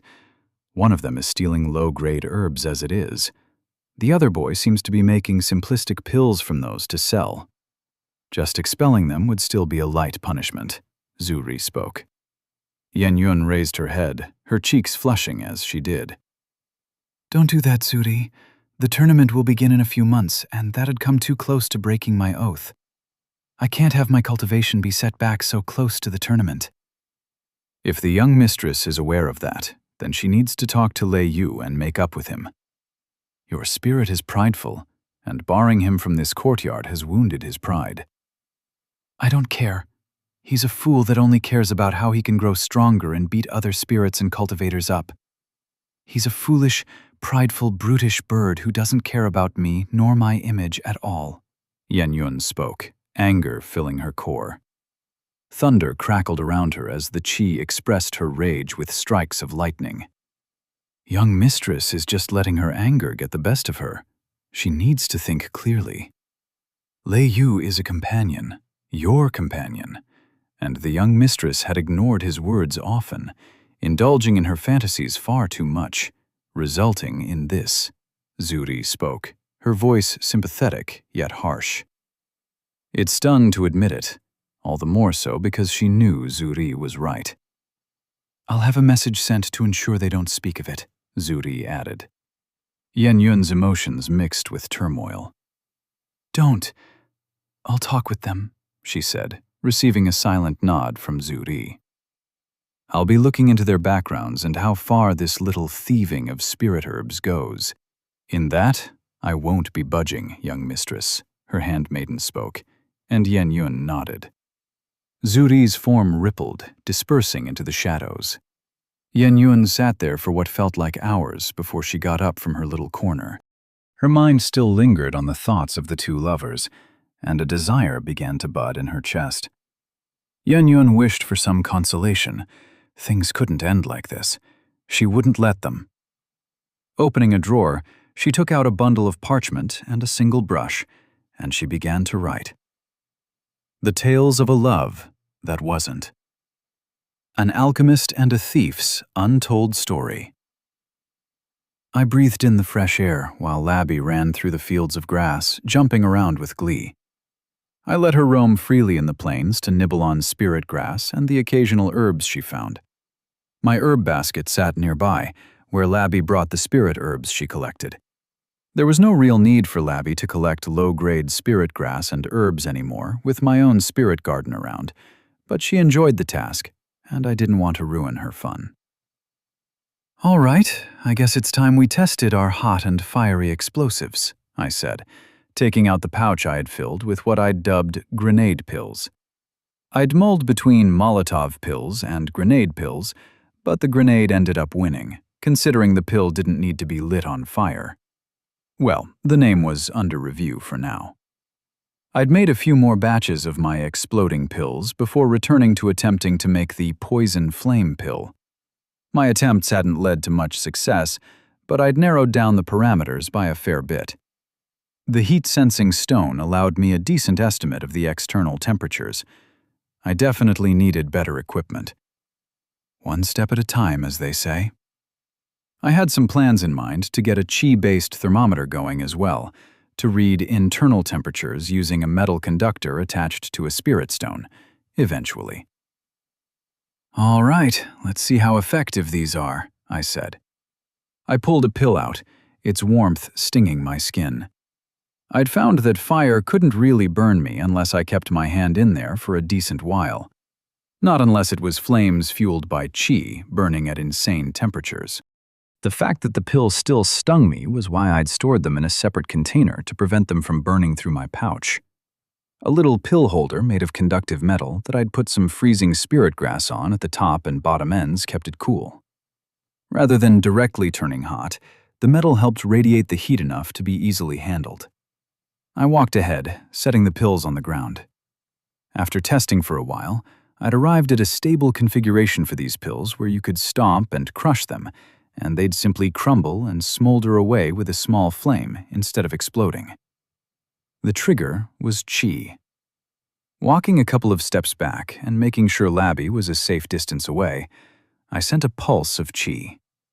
An explosion resulted in a plume of rising flame as a small inferno formed, swirling as it spread out in a flashy show of fire before dissipating into nothingness. Holy sh... All right, that's stronger than before. Take more steps back. Notes, I said, eyeing the still-burning fire on the grassy field. Flexing my chi, I cut off the flames. Taking 2 pills out, I glanced at the black, charred marks on the ground. Was I dumb enough to stack them with the risk that one may shoot right at me? Yes, I was. "Fire in the hole!" I shouted as I flexed my chi, turning away from the ensuing explosion. Turning back a moment later, a swirling tower of flames spread around in a fire tornado. I was afraid I'd started a massive fire in the sect, but the flames soon vanished through the swirling air, leaving a charred and smoldering mess of grass behind. A sensation of great distress came from somewhere nearby, and my eyes shot toward Labby. Had she gotten injured? Labby grabbed spirit herbs in her mouth, standing on her back legs as she stared at the charred ground. Following her gaze, I noticed the torched basket of spirit herbs. Oh, shit. Labby's herbs. Gone. My heart being stabbed at her words, and I rushed closer, hurriedly cutting off the fire. I opened the burnt basket, taking out the charred herbs. I picked one and munched on it. Bitter. A couple were just slightly toasted. I'm sorry the basket got burnt, but this is still quite tasty. You can taste the fire essence. She made the equivalent of a muffled sniff as she walked closer to the site of destruction. I handed her the toasted spirit herb, and she began to nibble on it. If her eyes could go wide, I would be expecting them to be shooting open about now. She munched on the leaves with renewed vigor. I smiled, internally breathing a sigh of relief. That was a disaster averted, and possibly a new spirit herb dish to add to the recipe book. That gave me pause, not remembering the last time I ate food. Going through my memories of the last week, it had been well over 3 days since I'd had any food. A strange thing, as I hadn't been cultivating at all to make up for it. Lu Jie had gone months on end with no food, so long as he'd cultivated. But even cultivators needed the energy to fuel their bodies, and a lot of food at that, if they didn't cultivate at all. I'd partially been making up for it by eating spirit herbs, yet somehow something had changed ever since I'd formed my spirit herb garden. I sorted the thoughts to be reviewed at a later point. Just another mystery to untangle among the many. I hummed internally, inspecting the burnt area. The question of how I'd be using these explosives remained. Will I be making explosives? Will they even matter against cultivators? The pills were potent enough to be functional grenades for non-cultivators, but a mixture of a manual, mentally infused trigger made it susceptible to someone else simply blowing them up on me. A safety trigger, and then added piercing chunks mixed in with an actual explosive, would give me a functional and destructive firearm that would be usable by anyone, as long as they had spirit stones to use. That is, if I could figure out how to make black powder, which I had no idea how to do. Leaving that aside, there was still the ethical question of whether I should be doing this in the first place or not. The idea of giving weapons to the masses bothered and scared me, and it wasn't something I was comfortable with doing. Inciting war wasn't my goal. Increasing education and spreading the scientific way of thinking was. Yet, with understanding, revelations like these and more will become more and more common. If there was no one around to regulate the existence of firearms, then there was nothing to say history wouldn't take the same path here as it did back home. I thought over the question, deciding to let the decision off for a while. I'll continue my research into the pill and potential avenues, but I wouldn't be making working prototypes or firearms just yet. Possibly never. I decided to lay off on any more explosion tests as the grim thoughts were laid to rest. I'd rather not traumatize Labby any further either. Going through my mental to-do list, I arrived at the next test I had in mind for this trip. Settled down cross-legged near the charred mark of land, I began to cultivate. Time flew by in a blur as I cycled my chi. One cycle into another, an eternal balance. I breathed in sync with the life around me. Opening my eyes, I found grass growing through the burnt ground, new life budding as fresh leaves began to sprout. I smiled, awed at the impossible feat I was so casually achieving. Yet, I found no link to this patch of grass the way I did to my spirit garden. I wasn't the anchor here, and the mundane grass wasn't a part of my own cycle.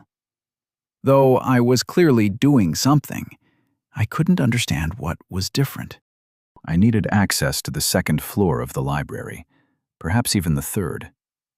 My desire to learn what was different began to grow stronger as my frustration increased. Sighing, I got up, retrieving the burnt spirit basket with a sleeping Labby inside. Guess I was going on a quest to gain some sect tokens. Chapter 28. Improvements. I had been sent a letter with the details of the quest involved with Yi Liu Xiang. I still had a day left and decided to use my time to sort through my notes. Sect task. Gather the 12 essence spirit lotuses near village Taizhou and look into the rumblings and rousing spirit beasts near the village, scouting the area for the presence of abnormal activities. 2 or more third realm cultivators are required. Disciples will be rewarded with 6 sect tokens upon completion of the task. I needed to prepare my batch of pills for my next trade with Su Lin as well. With my own spirit herb garden, I had a lower need to rely on Su Lin, allowing me more freedom in how many spirit herbs I could use up for experiments. My notes were a bundle of over 3 stacks of parchment filled with messy writing in the jumble of theories and ideas I'd collected, with one solely dedicated toward the many questions I wanted to eventually answer. I definitely needed a decade or 2 to go through all of this work, and it would probably only get worse as time passes. I was so glad to have relatively good recall on almost all relevant information that I needed. The sad part, which I regretted, was not lightly reading through everything I had. Even a light read would give me a basis to recreate and rediscover things. Things I didn't know, I'll simply never know about. Despite that, I'd read my fair share of books, and if you didn't know how to take notes, then college was going to be a rough time. Both factors helped in what I could shamelessly proclaim to be my research manual. The first note was filled with my progress on pills, and the newer pills I'd been creating and experimenting with. I'd changed the notations to represent the improvements more accurately. Qi Gathering Pill. Per batch of 10 pills. Cost of production: 1 silver, 7 copper, to 1 silver, 3 copper. Cost of sale: 5 silver. Cost reduction: 3. 7% decrease. Success rate of production: 80%. Profit, success rate 100%, 3 silver, 97 copper. Adjusted profit, 2 silver, 97 copper. Qi used in creation: 0.5 spirit stone, rough. Qi output initial: 1.5 spirit stone. Qi output: 1.725 spirit stone, rough. Effectiveness increase: 111% to 115%, rough estimate. This was the pill I'd worked the most on. I'd learned how to gain more accurate readings on the Qi output and input in terms of spirit stone. I'd found using water at atmospheric pressure and temperature worked as well, but was unable to find a way to accurately measure the amount of Qi being sent into a liter of water. Just getting a precise amount of water needed a lot of weights and measurements, even when I knew the density of water and could calculate the rest from that. Another thing to establish for the future, as it'd allow me to create a universal measurement for qi. The amount of qi a liter of water held at atmospheric pressure and temperature could serve as a unit. For now, I was going to have to stick to spirit stone as a measurement. Body purification pill, per batch of 10 pills. Cost of production, 2 silver to 1 silver 97 copper.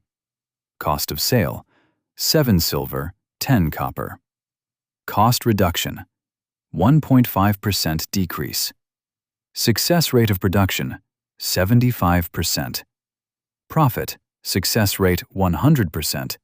5 silver, 13 copper. Adjusted profit, 3 silver, 35 copper. Qi used in creation, 2 spirit stone, rough. Qi output initial, 2.5 spirit stone. Qi output, 2.75 spirit stone, rough. Effectiveness increase, 103% to 104%, rough estimate. Having to deal with fraction usage of spirit stones used per pill was a hassle of its own. The values varied due to many factors and depended on both how I used my own qi and how many pills I successfully created per batch, making any associated numbers that much more difficult. For now, I could get up to a single decimal point of a spirit stone's measurement accurately by sensing the amount of qi. Yet the factor of human error present was something I definitely disliked. Qi reinforcement pill, per batch of 10 pills. Cost of production, 6 silver. Cost of sale, 15 silver. Cost reduction, none. Success rate of production, 33.33%. Profit, success rate 100%, 9 silver. Adjusted profit, -3 silver. Qi used in creation, 5 spirit stone, rough. Qi output initial, 8 spirit stone, rough. Qi output, 8.1 spirit stones, rough. Effectiveness increase, 101.25%, approx. Qi reinforcement pills would be the highest value for time and money. If it wasn't for the fact I failed them 2 out of 3 times. A lot better than the 10% success I'd started with, but the end result was still a net loss. Qi tempering pill, per batch of 10 pills. Cost of production, 11 silver. Cost of sale, no. Cost reduction, no. Success rate of production, only 1 successful batch yet, not yet sold. Profit, no. Qi used in creation, 12 spirit stone, rough. Qi output initial, unknown. Qi output, unknown. Effectiveness increase, no. Qi tempering pills were another thing that stumped me. The pills weren't potent enough to have any effect on a third realm cultivator. I'd hesitated over giving the single pill I'd made to Labby, as I couldn't ascertain if it would be harmful or not, deciding against it in the end. There was also the grenade/Molotov pills I'd created. Grenade/Molotov pills, per batch of 10 pills. Cost of production, 15 silver, 30 copper. Cost of sale, number. Cost reduction, none. Success rate of production, 66.66%. Profit. Let's not become a firearms dealer just yet, okay? Qi used in creation, 20 spirit stones, really not sure. Qi output initial, 50 spirit stone, dunno. Qi output, 50 spirit stones. Effectiveness increase, 100%, no improvements. I should probably put this pill in a notebook of its own, though I was hesitant to create an explosive entry. I swear I wasn't trying to create bombs.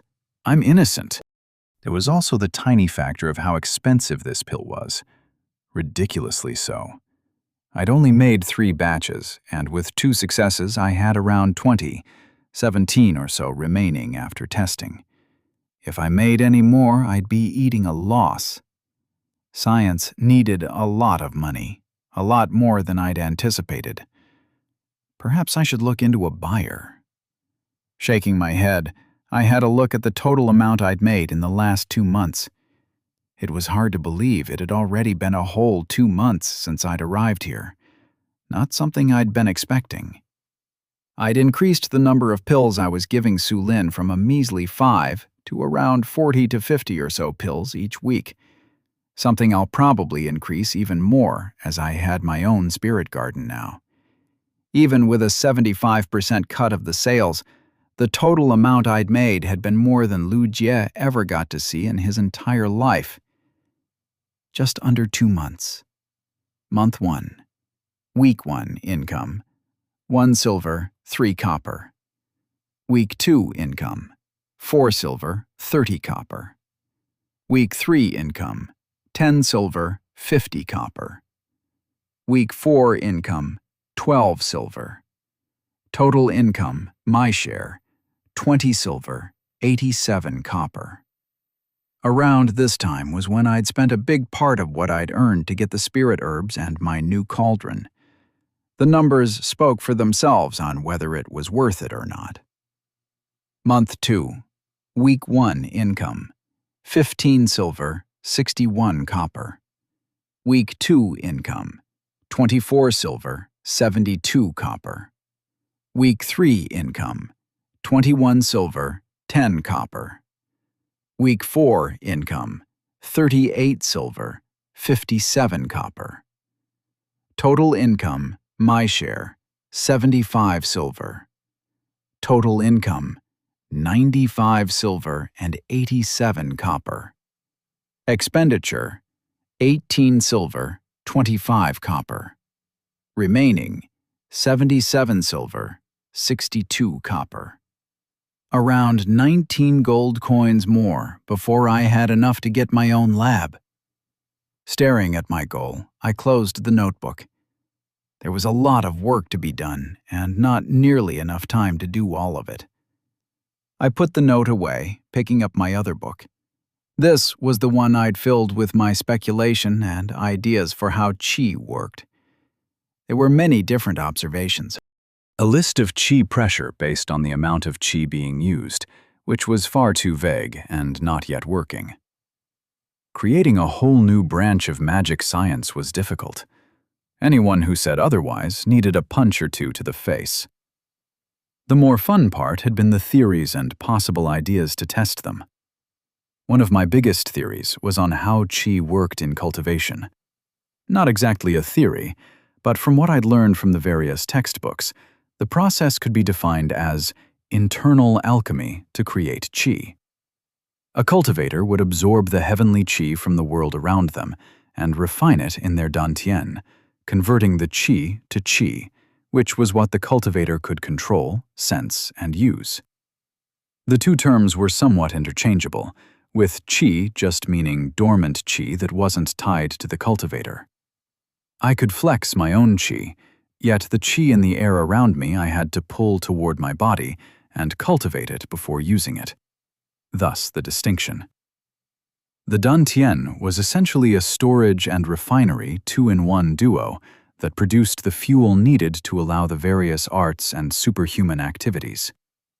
A book guiding the meridians across the body and the pathways showed me the presence of a system in the body of a cultivator dedicated entirely to the process of taking qi around them. This led me back to Su Lin's crippled brother. The lack of qi in his body made sense with how his dantian, which produces and stores qi, was in shambles. What Su Lin was doing, feeding him qi, would be absorbed by his body before it escaped, keeping him alive. I couldn't really say much more without having to actually go check on the guy, but the ideas made sense in theory. The possible solution was to either simply fix his dantian or create him a new one. My gaze went to my notes, highlighting the spirit herb cultivation method I had as being a chain of external dantians linked to me, which was essentially what the method did. I used the spirit herbs as an extension of myself to draw in the qi from the air and send qi toward my dantian. The big questions were the how and the why. something I hoped to get some insights on with the second level of the library. From what I'd read, the higher realm you were, the greater your control on your qi. Eventually, ascension would have you able to freely manipulate qi around you. If there was anything that came close to a god figure, it'd be a person capable of doing that. Master, Labby has done the addition questions. Can she get a treat? Labby squeaked, coming closer to me as she dragged a sheet of parchment over. I'd taught Labby how to use her paws to write on the parchment, which worked pretty well, and have been assigning her questions. Labby was certainly smarter than most children. I'd put her at around the intelligence of an 8 to 10-year-old, but the rate at which she was learning was extremely fast. I smiled, petting her head, and handed her a single qi gathering pill, which she greedily began to eat. Never change, Labby, never change. Shaking my head, I put my notes aside and set to work. A day remained before I headed to the quest with Yi Liu Shang. I just hoped I wasn't pulled into some cultivator bullshit. Chapter 29. Quest. I set out right before the sun had begun to rise above the horizon. Purple hues splashed across the sky mixed with red and blue as the morning sun made its presence known. Labby sat on my shoulders, her nose sniffing the smell of grass carried by the early morning breeze. The qi was gentler this early, less turbulent, and I could still sense the hints of lunar qi from the night present in the air. I'd packed my pills for the day, letting the old man know I may be out for a while. I'd wondered if leaving Labby behind would be the better choice, but with her excitable nature and how she loved to stick by me, I ended up deciding to take her with me. Labby can take care of herself, she protested with a squeak, thumping her feet, and I laughed in reply. Light sparks of lightning crackled around, and I gently pet her head. Should I leave you back home then? You can take care of yourself after all, so there's no need to bring you along with me, is there? I said with a slight smile. Labby wants to go with the great master, but she can also take care of herself. Labby is stronger now too, she exclaimed, sparks crackling across her. I couldn't deny her growth with her breakthrough. Her qi now changed as well with her new insight.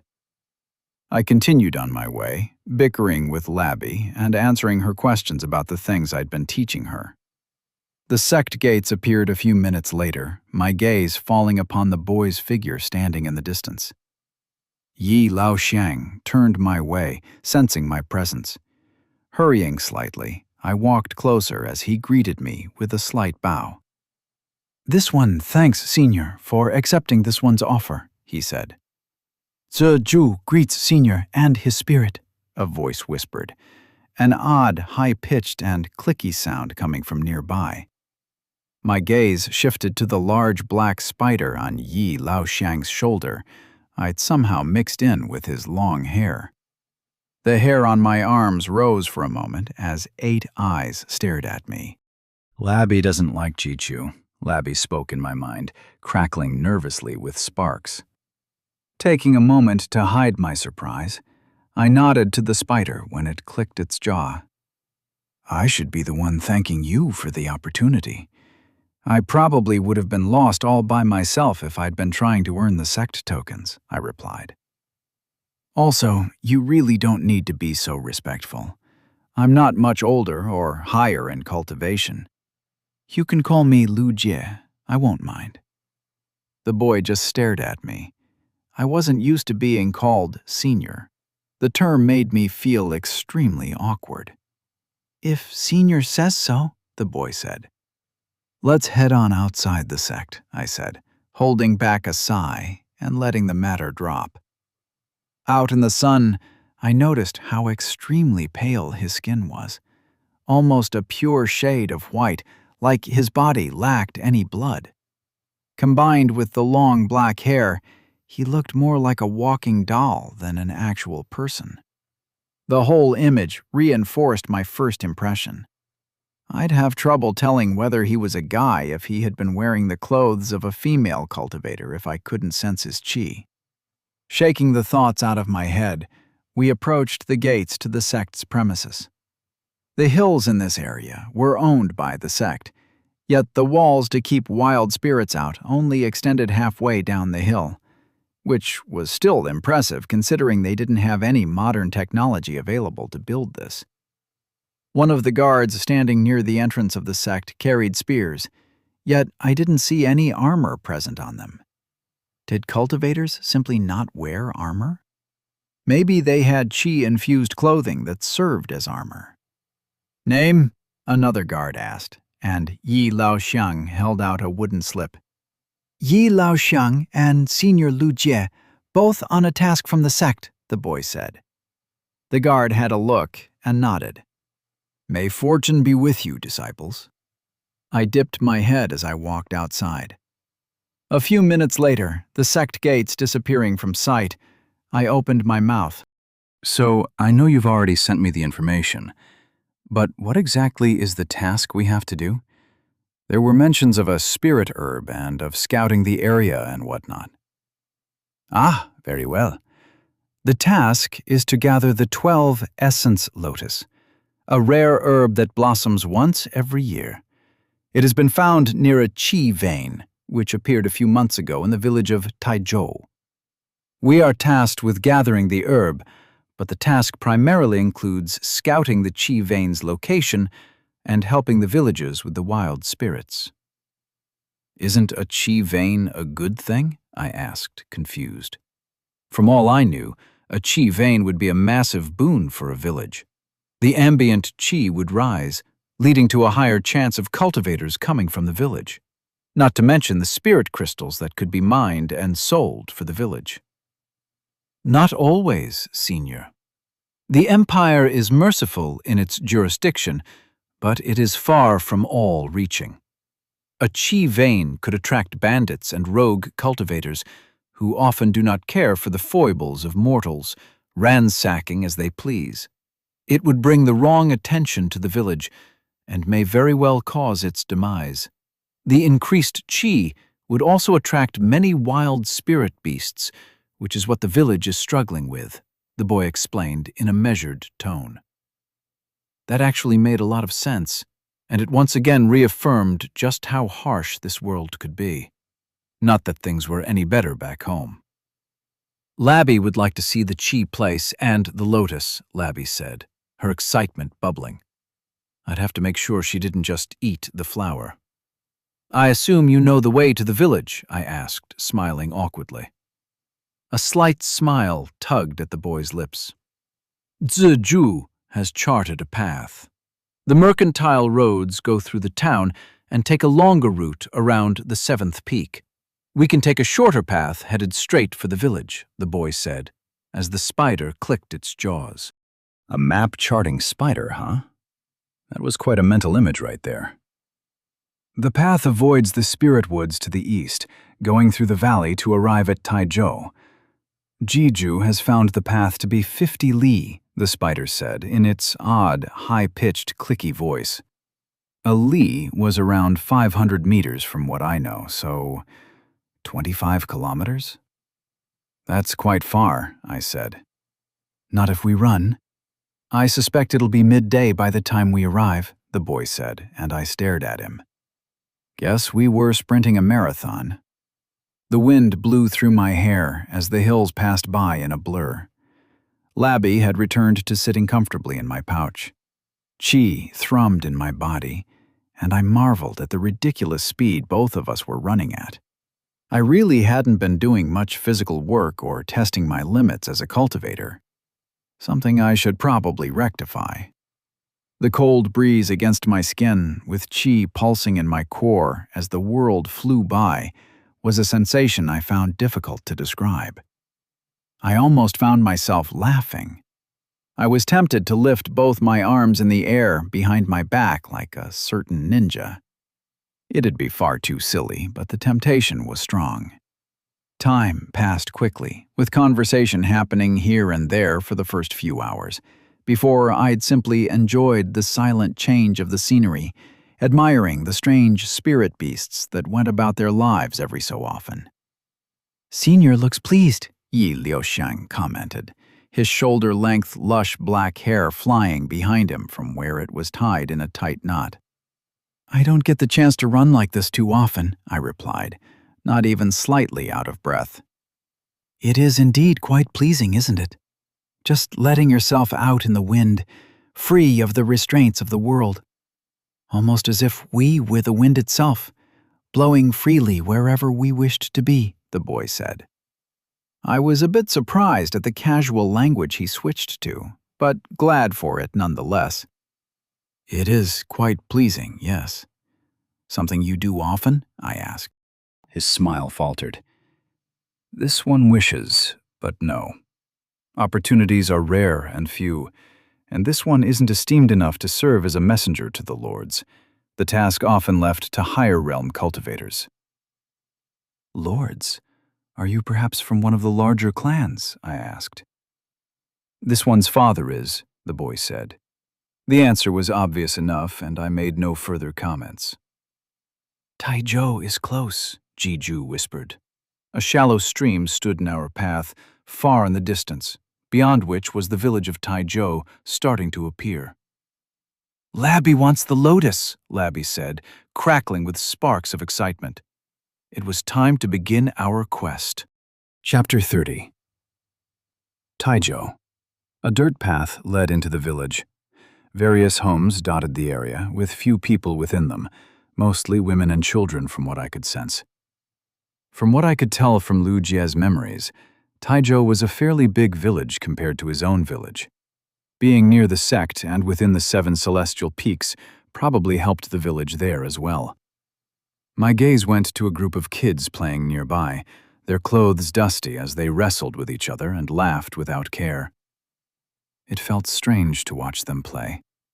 I could sense the qi present in their bodies, some with more of it than the others. None had the needed amount to become a cultivator, if they could even learn to control the qi. Yet, despite their small presence, sluggish movements, and slower responses, I was a bit envious of their carefree lives. I'd somehow never noticed just how different cultivators were from non-cultivators in certain ways. The conversations I had could happen at a distance of tens of feet away, and it would feel natural due to the heightened senses.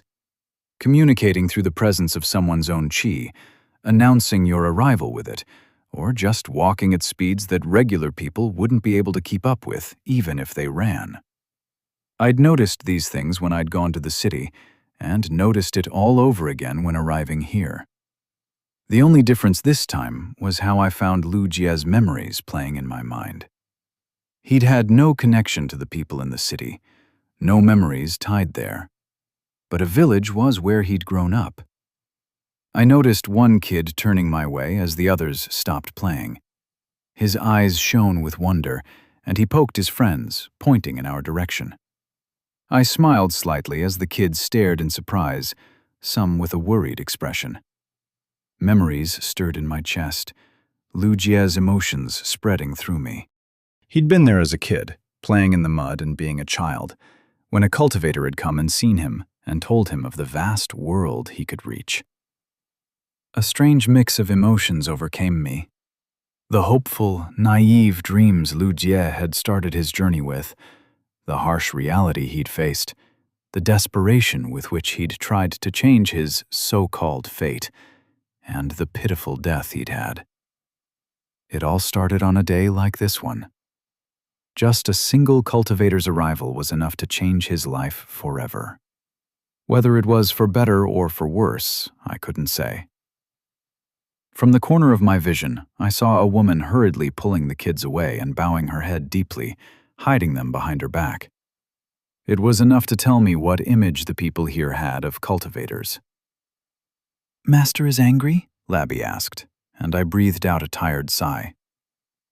A bit, Labby. Just a tiny bit at the world we live in. I felt Labby's confusion, yet I didn't feel like explaining right now. Is there something wrong, Senior? Yi Liusheng asked. No, let's head on, I said, and we headed toward the village head's home. It wasn't particularly hard to find. The home was located near the center of the village, being one of the biggest homes around, with stone foundations laid in. Nothing luxurious, but a good home nonetheless. I noticed a man rushing outside. "Heavens, honorable disciples! If you'd informed of your arrival, this humble servant would have prepared a much more suitable reception for one of your stature," the man, the village head I assumed, said, wiping sweat off his head as he bowed deeply. The man looked to be in his early 50s, not too old, but not young anymore either. "Please, come in, as this one prepares something suitable," the man said, guiding us in. I turned to look to Yi Liaoshang, unsure of whatever courtesy I was supposed to follow. Liaoshang walked in behind the village head, and I followed. Inside was like a reception room. The village head was pouring some tea into 2 cups. I took my seat, much less gracefully compared to Yi Liaoshang, as the village head seated himself, serving us the tea. "I'm Guo Zhou, the head chief of the village of Taizhou," the man said, introducing himself. "This one is Yi Liaoshang, and this is Senior Lu Jie," Liaoshang said, introducing us both. "I'm greatly relieved to see the 2 of you. The spirits have been getting unruly as time passes, and their presence has unsettled the village. We fear one may make its way in, and without a cultivator around to protect us." The man trailed off, and I nodded grimly. A high realm spirit, and an angry one, could probably wipe the entire village out. "Where is the Qi vein? Has there been any other cultivators who have scouted the vein before?" I asked the village head. Cultivators arrived when the vein had first been found. It was peaceful for months until recently, when a loud rumbling had come from it, soon followed by the restless spirits in the forest. We feared a bad omen at first, and the rumblings have only gotten worse with time, and spirits are appearing near the village head spoke, lines covering his forehead, and I sensed his anxiety. "Are the wards functioning, village chief? From what this one knows, a village near a spirit vein should have some formations to keep the spirits away," Yi Liaoshang said. "The village does have wards. The formation laid by our ancestors and expounded upon by the cultivators from the sect are all that keep the weaker spirits at bay. But the rumblings have been causing holes to appear in the wards. The formations are being repaired, but without an expert, I thought it best to reach out to the sect," the village chief replied, nervously sipping his tea. "This one can have a look at the formation if need be," Yi Liaoshang offered, and the village chief bowed his head in thanks. "Has no one gone to have a look at the source of the problem?" I asked, glancing at the tea given. Yi Liaoshang hadn't touched his, and I didn't particularly care to touch mine either, having recently gained a taste for tea made from spirit herbs and elixirs instead. Nothing like drinking drug water. "My son had gone to check yesterday alongside some other men, chasing a few spirit beasts away. None have returned home," the man added, in a pained voice, and I grimaced. Well, this just turned into a rescue mission, assuming those people were even alive anymore. "Why wasn't that information given to the sect?" Liaoshang asked with a frown. Jiju remained still, blending in with his long hair. I was getting better at spotting the little spider from its qi. "As shameful as this is to say, we couldn't afford to ask for more help from the sect itself. I'd warned my foolish son against rushing in, but the recklessness of youth led him astray. I beg of you, cultivators, please try to find my son," Guo Zhou said, deeply bowing his head. I turned to Liaoshang, wondering what he'd be doing. We didn't need to go out of the way to do anything here, but leaving someone we could save to die wouldn't sit right with me either. "Please," I heard another voice mutter. A girl of about 16 walked out, joining her father in bowing her head. "Please bring my brother back." "Yinner, I told you to stay in. Please forgive her interruption," the man said, nervous eyes glancing between us. I sensed fear from the man as he watched the two of us, bringing to bear what he was worried about the second my eyes went to his daughter. A bitter taste filled my mouth. The man had been asking for a favor from 2 cultivators, and his young daughter came begging to save her brother. It took little thought to see what the man was so worried about. There are spirit lotuses that blossom within the chi vein. The sect buys it from us at a cheaper price as a part of the trade. If honorable cultivators could bring my son out safely, I'd be willing to give you one of them, the village elder said. Labby perked up at the mention of the lotus. That is acceptable. We'll find your son, I replied, and the man took a sigh of relief. Now, I'll be needing some more information on the vein itself. Yes, I have a simple map the miners use here. The man took out a map, handing it to us, and I pocketed it as I got up. Let's head out then, I said, and Yi Liaoxiang gave me a slight smile. Senior is kind. The task required the lotus collection. The chief had no choice in the matter.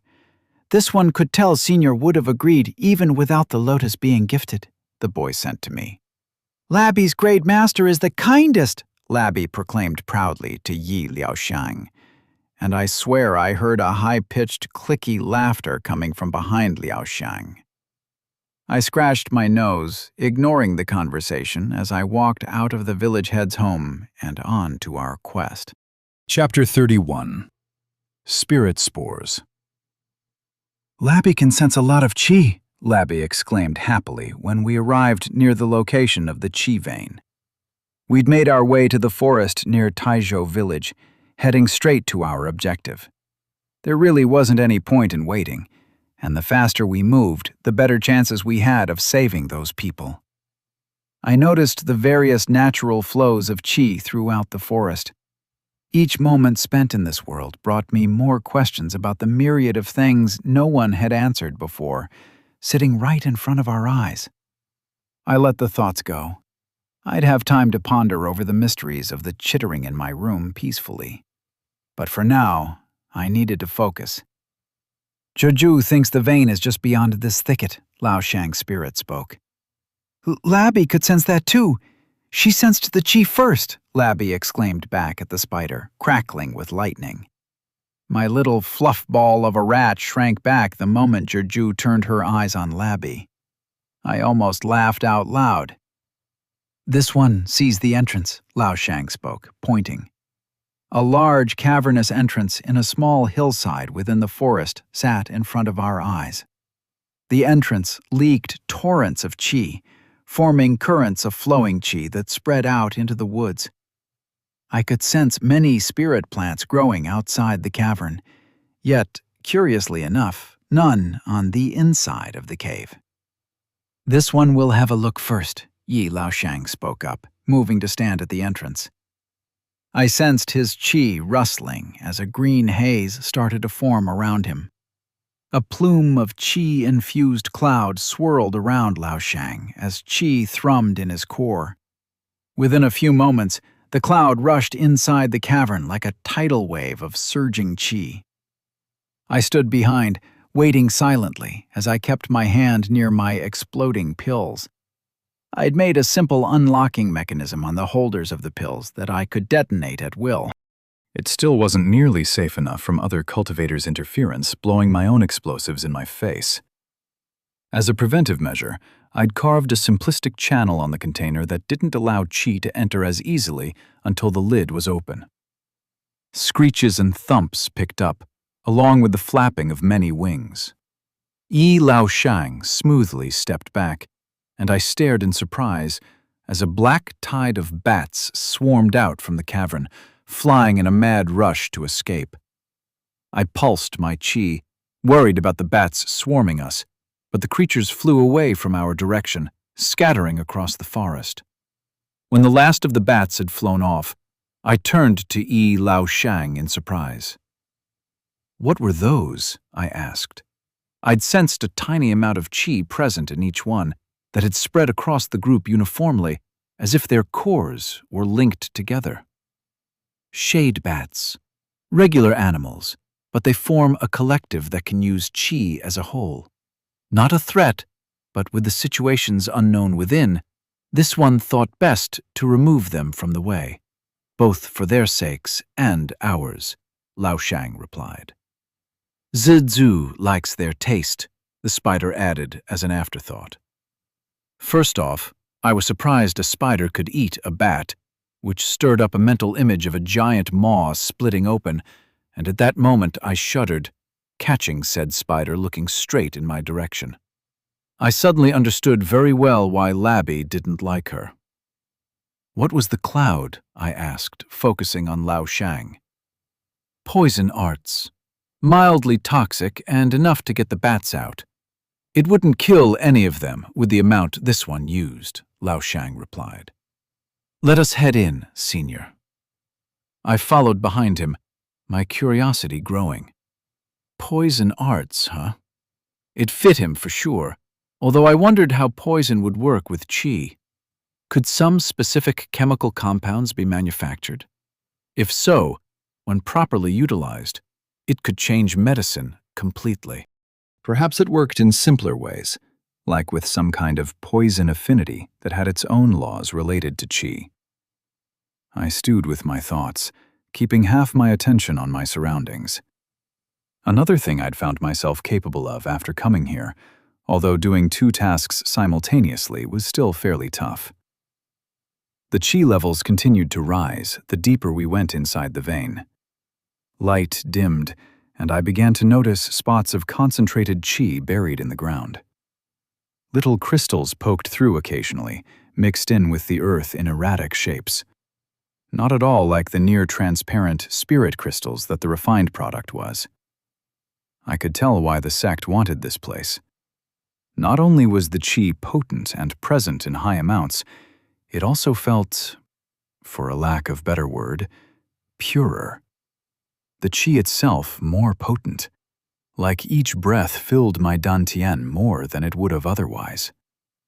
Another point to be observed and added to the properties of qi. What do you think is causing the restless spirit beast? I asked Lao Xiang as we gradually made our way through. Aside from the bats, I hadn't seen anything. This one could only guess. Yet if this one had to say, then perhaps it was the rise of a new section of spirit crystals. Enough qi gathered together could cause tremors and disturb the spirits that live within. After a certain point, the air itself would be too heavy with qi for the weaker spirits to breathe in, causing them to move out, and the predators would follow, Lao Xiang said. I raised an eyebrow. That was a more informed opinion than I'd been expecting. Do you know a lot about animals and stuff by any chance? I asked. Labby began to crackle with dim lightning as the cavern lights turned extremely dim. I could still see just fine, even with the minimal lightning. Hooray for cultivator bodies. This one's arts involve the use of poisons, and to do that, one must be aware of the functionalities of the body. This one has been taught medicine as a result of that. Lao Xiang spoke softly, and I suddenly noticed how his footsteps made no sound. Someone trained in medicine, huh? Not to mention poison. Perhaps someone who could look at Su Lin's brother with me. I wasn't comfortable enough to be sharing things like that just yet, though. Su Lin's brother's condition wasn't something I had the right to be sharing either way. But in a hypothetical scenario, I could definitely use someone well-versed in medicine. I was more of a physics nerd than anything else, which was a bit strange considering I was doing alchemy, more of a chemistry focus. Herbology, more than anything, I'd say. But I digress. In the end, I wasn't as familiar with the human body as I'd like to be. My focus was the workings of fundamental forces of nature and the innate workings of reality. If I was to try and help Su Lin's brother while gaining some important insights into the nature of crippled cultivation and qi as a whole, then I'd take all the help I could get. Please wait, Senior. This one senses something, Lao Xiang said. A moment later, I sensed what Lao Xiang had been talking about. A strong qi presence was moving toward us at a slow pace. Silver needles appeared in the boy's hand as a green plume began to rise around him. I circulated my own qi, mist rising, when I shifted the cultivation to my own method. My qi split in 2 separate rotation cycles that melded into one, layers upon layers mixing in a cloud as mist rose from my sleeves. Lao Xiang moved in first, gliding ahead. His needles darted out, striking with a thump. A pained growl came from ahead. "You're not allowed to jump in, Labby. Stay close to me," I warned Labby, not willing to risk her any injury from being too excitable. I was ready to jump in when I sensed the creature's legs give out, and it fell to the floor. Huh? Lao Xiang's thin brows were bent in a frown as he walked closer. "A spirit bear. Second realm. But this is," Liu Xiang muttered.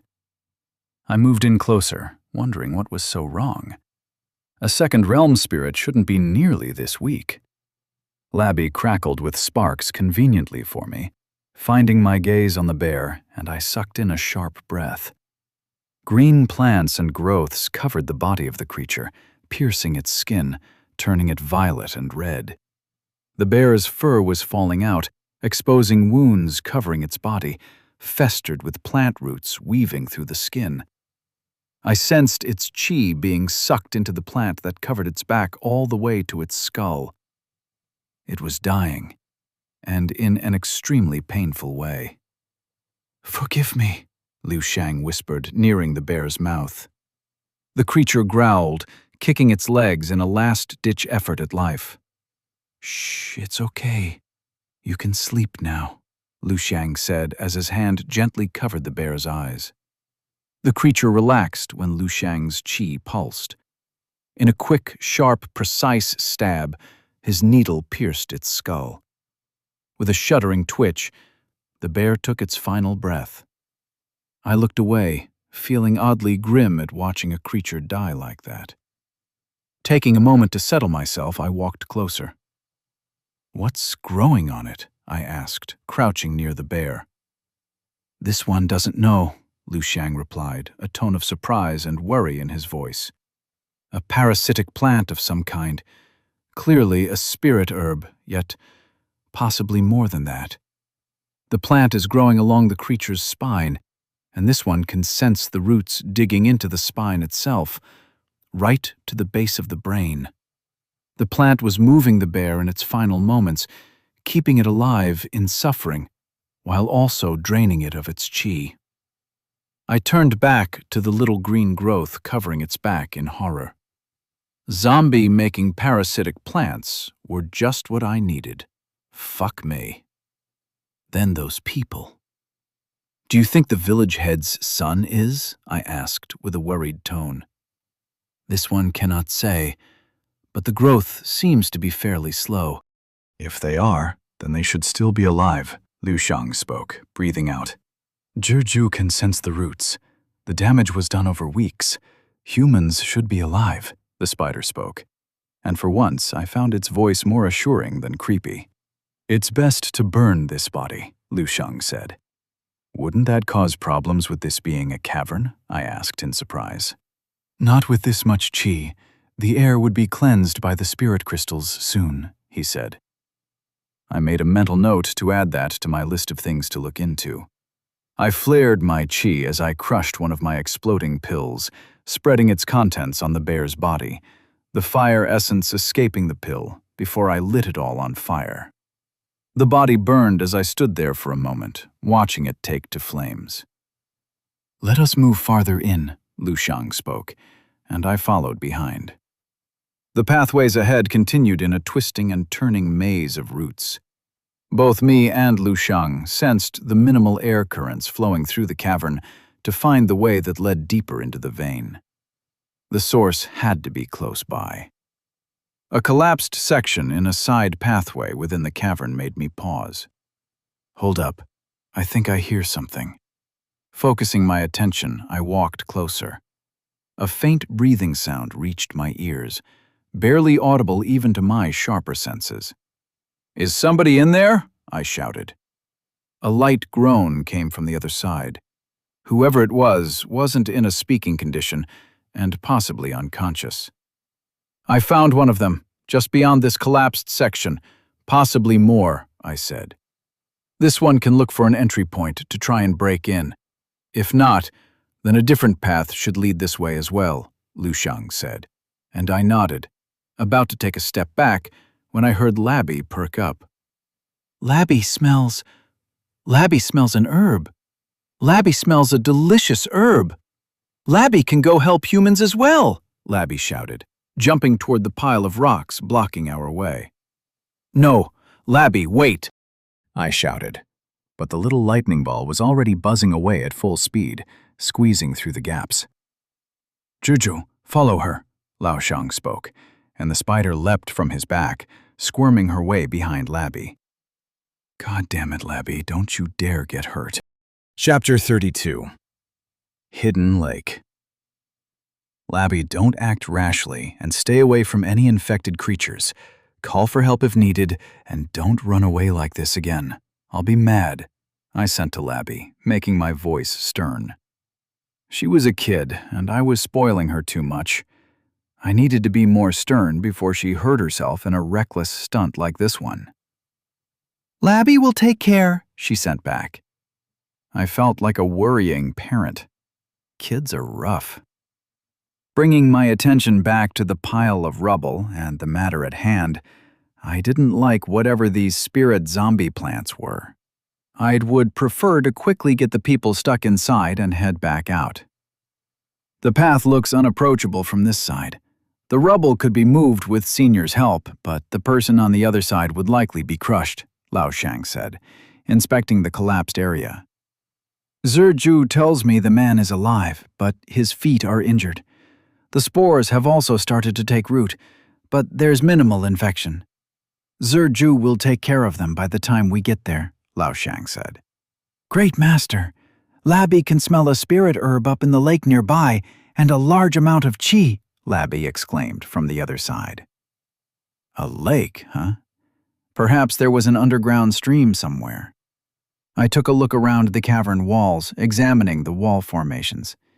The entrance had clearly been mined by humans, but this deep in, the walls were circular, and from what I could tell from a vague article about caves I'd read, these were formed by flowing water carving through the rock over centuries. "There should be a path somewhere," Lao Shang said, and I followed behind the boy. Corpses of creatures were found on our way back in, taken over by the zombie grass. A purple and white flower bloomed on them, forming a grim sight of nature. A few lizards hissed. Their movements were aggressive, far more so than the bear we'd encountered. Roots grew on their back with disgusting round bumps of skin inflamed by the intrusive plants. I crushed a few beneath my feet, and Liu Xiang took care of each with a precise throw of his needles. The accuracy was almost terrifying. All the more so when coupled with the fact that the needles were layered in a transparent poison I could barely sense with my qi. I bent down and picked up a single stalk of leaf. The zombie plant looked just like any ordinary herb, with 2 green leaves sprouting from its thin white stem that extended in a bundle of roots. Curious, I sent some qi near where I held it, and a light pinching sensation stung my hand. The roots pushed against my skin, trying to pierce through while pulling the qi toward itself. A tiny amount, little by little, started to grow. I stopped the flow of qi, crushing the herb. It was a slight red mark where the root tried to stab me.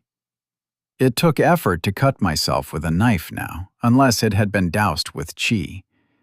What a single root could do to the villagers had to be quite terrifying. These don't seem like normal spirit herbs.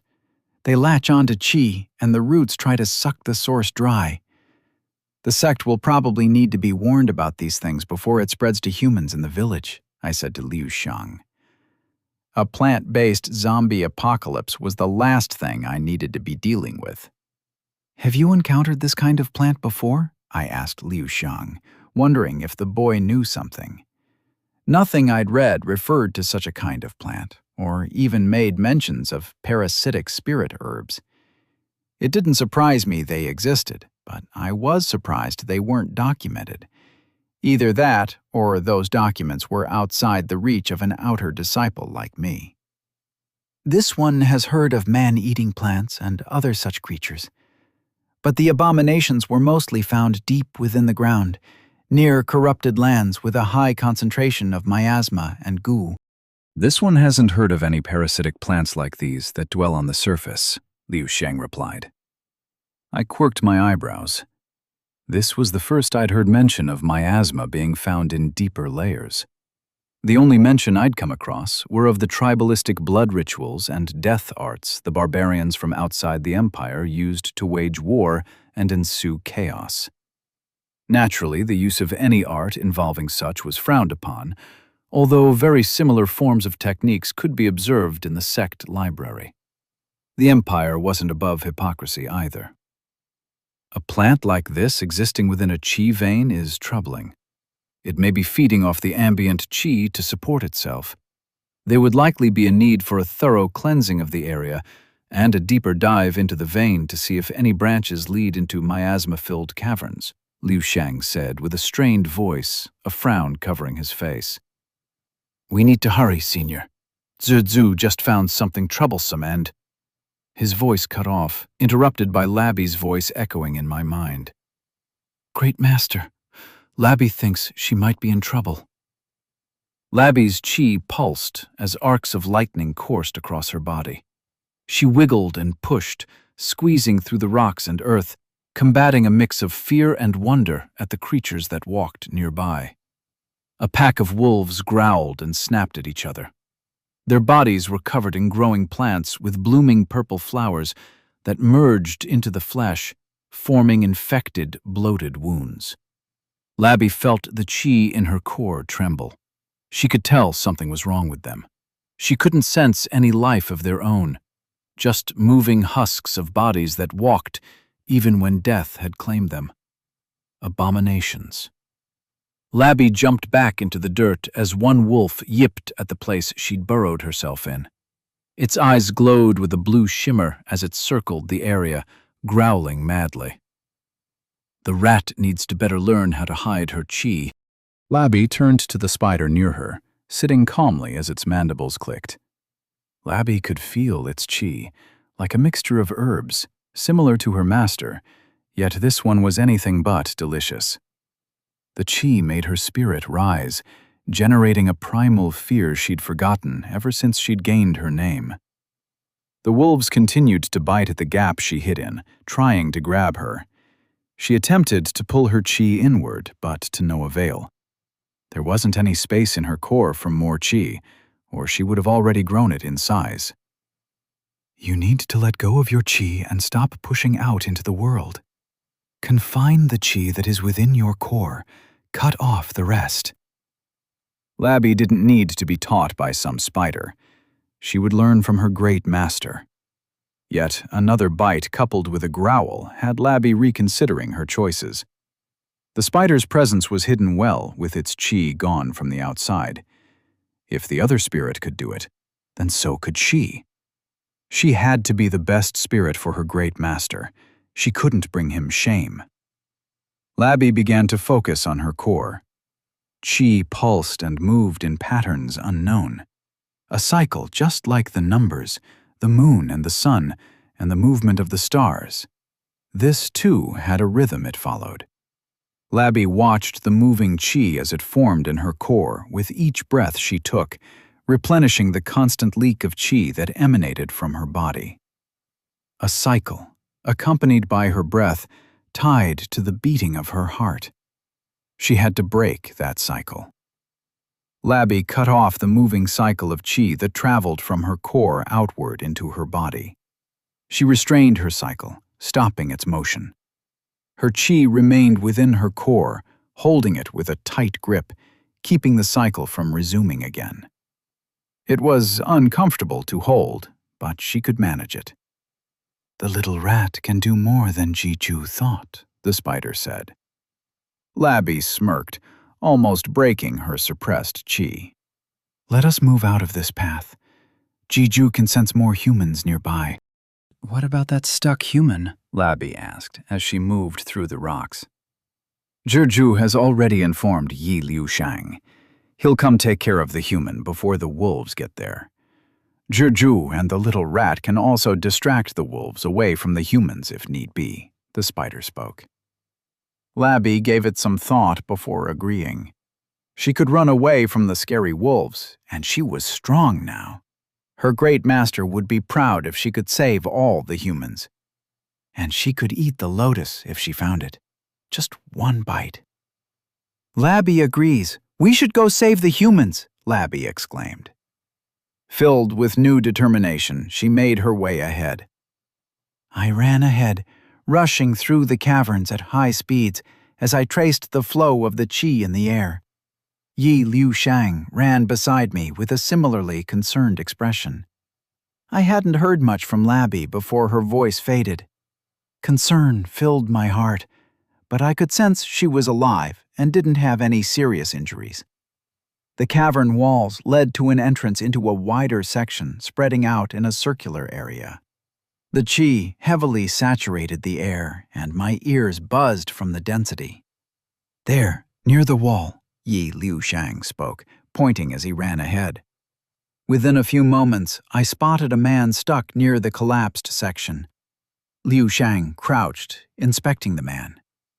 Where are you, Labby? I sent to Labby, scanning the area. Labby is saving the humans, she sent back, before her voice faded once more. I frowned, trying to reach back, but the link wavered, the qi density of the air disrupting it. God damn it. Is the guy alive? I asked Liushang. Yes, this one is removing the plants. There's some injuries on his leg, but this one can take care of them. I let Liushang work as I scouted the area, trying to keep a lookout for any other humans. The walls were curved in a dome, and trickling water flowed beneath the earth. Little plants and ferns grew from the walls and the floor, and I could sense hints of qi present in them. A growl drew my attention away from the spirit plants as I noticed a group of creatures moving toward us. Spirit wolves, infected, second realm all, I said, circulating my qi as Liushang moved up beside me. Taking a glance at the boy, we both rushed in together as the wolves leap. I flared my qi, letting my pathways fill as I struck out with my fists.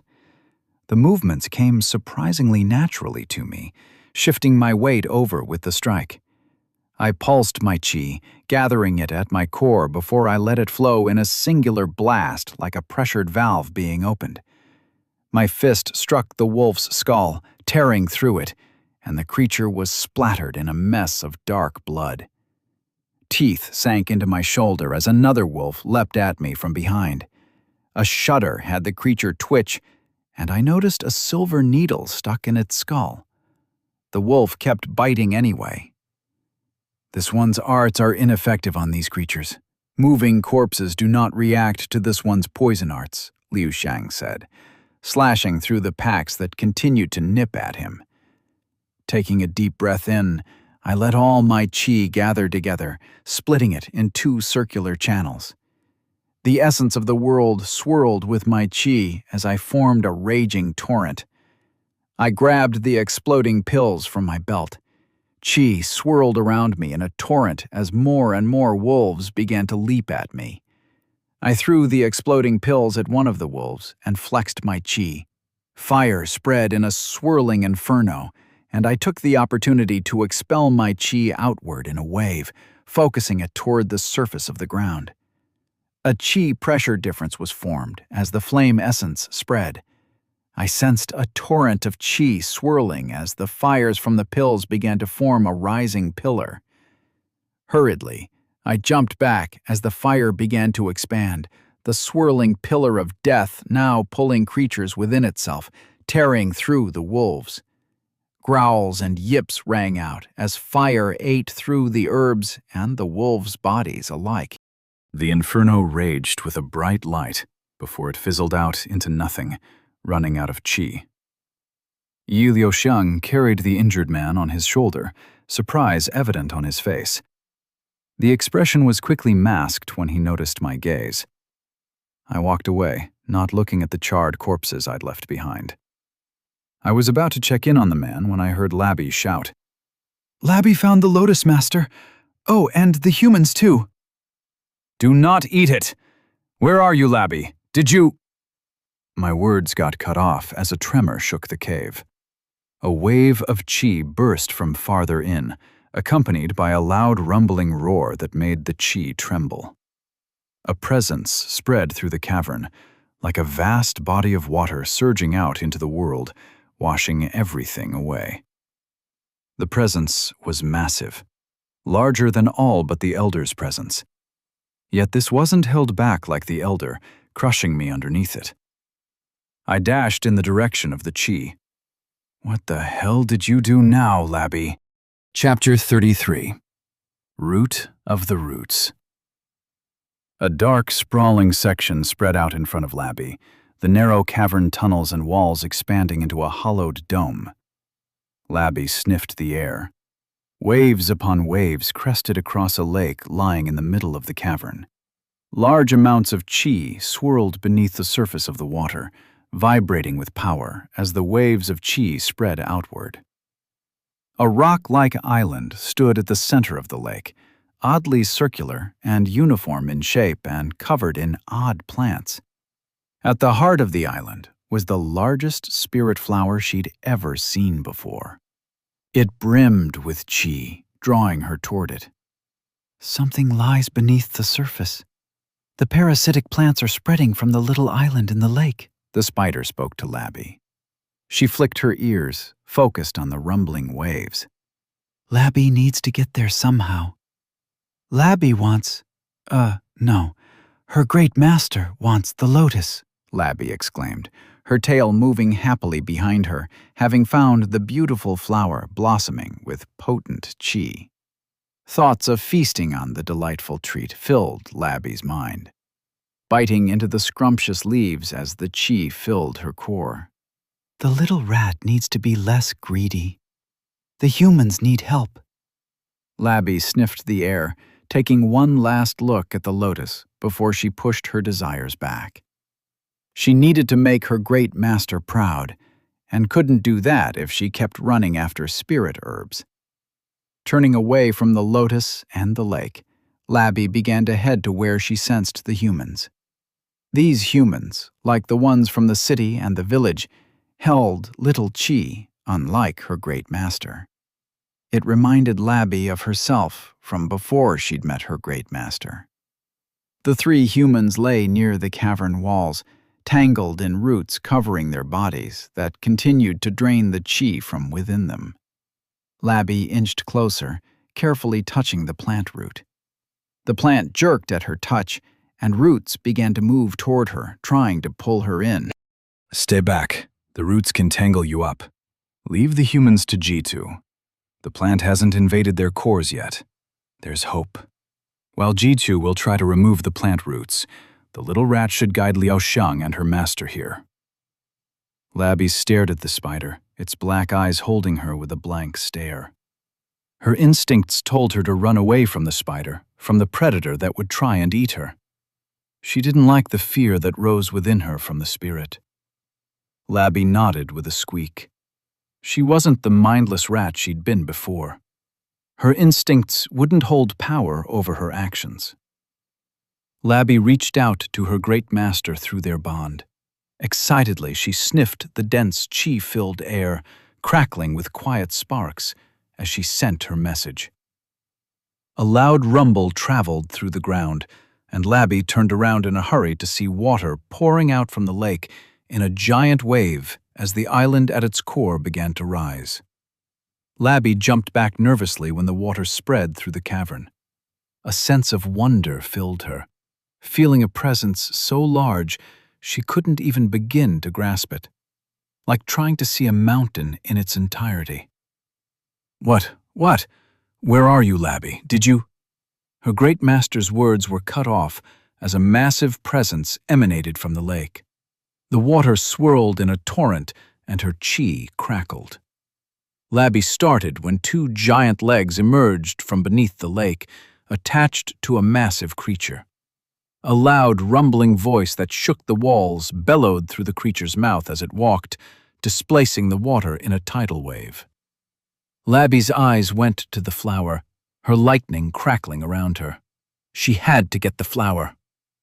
Rumbles echoed through the dark cave, and a cacophony of sounds screeched and chittered all over in a dissonant hum.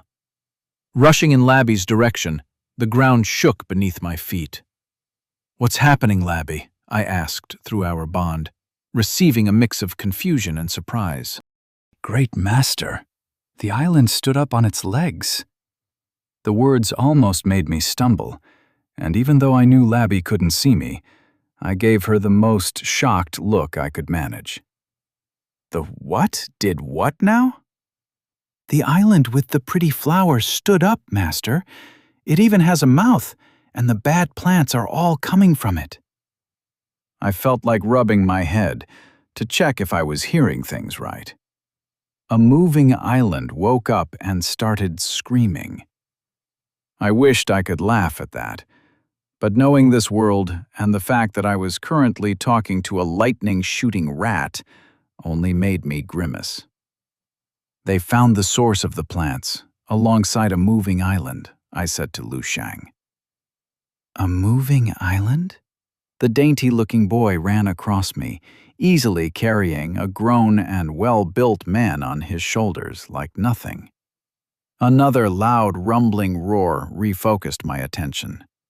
The path ahead soon led to a gap within the walls that brought us into a dark, open, circular area. I rushed my way, and finding soft grass touching my feet.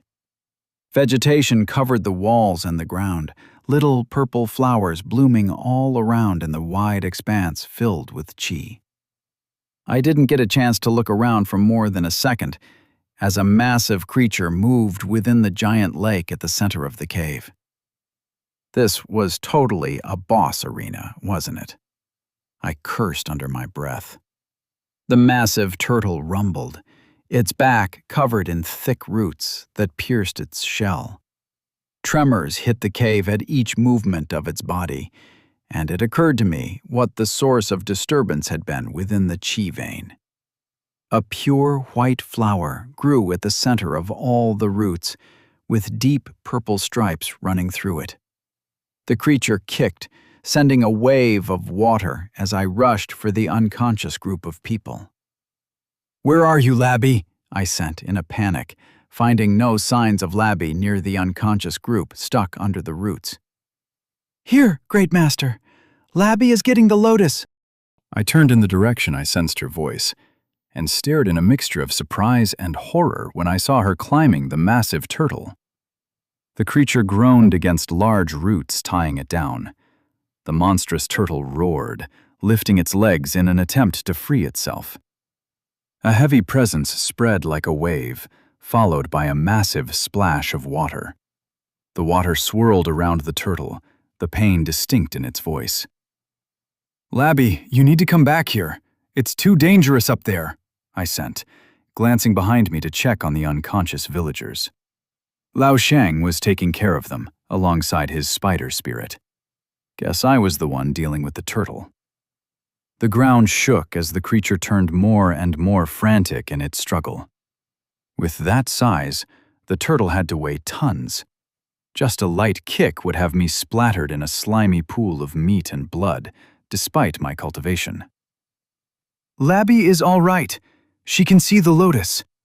And some bad black things on here. Something is wrong with the turtle, Great Master."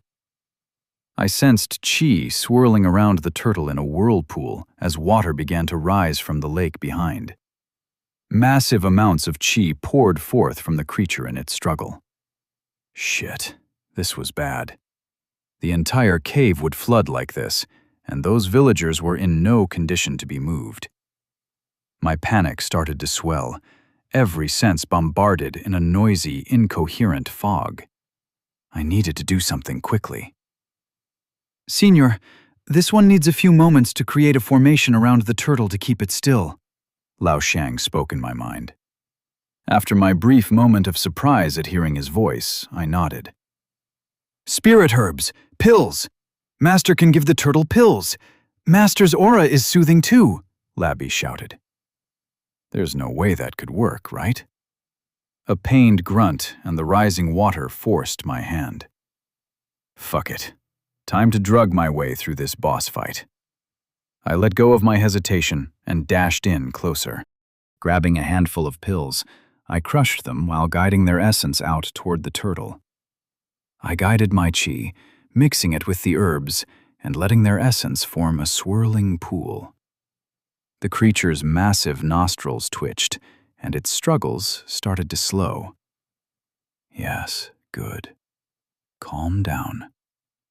I moved in closer, keeping up the fragrant chi-filled spell of the pills. Now, Liu Shang. The other boy ran like a gliding wraith, his hands moving in a blur. With a crack, a needle buried itself in the ground, filled with potent chi and symbols carved onto it. More needles followed, set in the ground at specific intervals. The turtle started to move once more, smashing the ground with a stomp and shaking the ground. I sent all the essence that remained in the pills toward the creature. In a thundering rumble, the turtle took a step ahead. I froze as its massive limbs headed right at me. Fuck. Five-pronged restraint formation, Liu Shang whispered, his voice carried by the chi. Glowing lines appeared on the ground, forming a pentagon which connected the glowing needles that glowed brightly with chi. Chi swirled around the creature, pushing down as invisible walls formed along the edges of the pentagon. With a rumble and a groan, the turtle collapsed right in front of me in a plume of dust. My heart thundered. The ground trembled from the impact, and I took a step back, the rush of adrenaline filling my chest, mixing in with relief. Sensing Liu Shang walking toward me, I calmed my emotions, collecting myself. The dust cloud dissipated. I could see sweat covering his face, his movements sluggish. He looked to be dangerously low on chi. Thanks, I said, and a light smile touched his lips. This one could only do it due to Senior's help, the boy said with a light bow. The formation will hold for a while, but the source will still need to be purged. This one will return to the villagers. Some of them need care, though all should survive. The great turtle lay on the ground, eyes shut, its legs sprawled. The thick flesh beneath its massive shell moved with each breath it took. I could almost sense the pain it was going through. Master, Labby thinks the flower is eating the turtle. There's something black forming under it, and Labby doesn't like it. The chi behaves strangely around it. I sensed Labby's confusion, mixed with apprehension. I checked the formation to make sure I could come out of it before heading in. I grabbed onto the thick roots, deflecting any with my chi that tried to burrow through my skin as I climbed over the massive turtle. With a light jump, I leapt through the air and up above.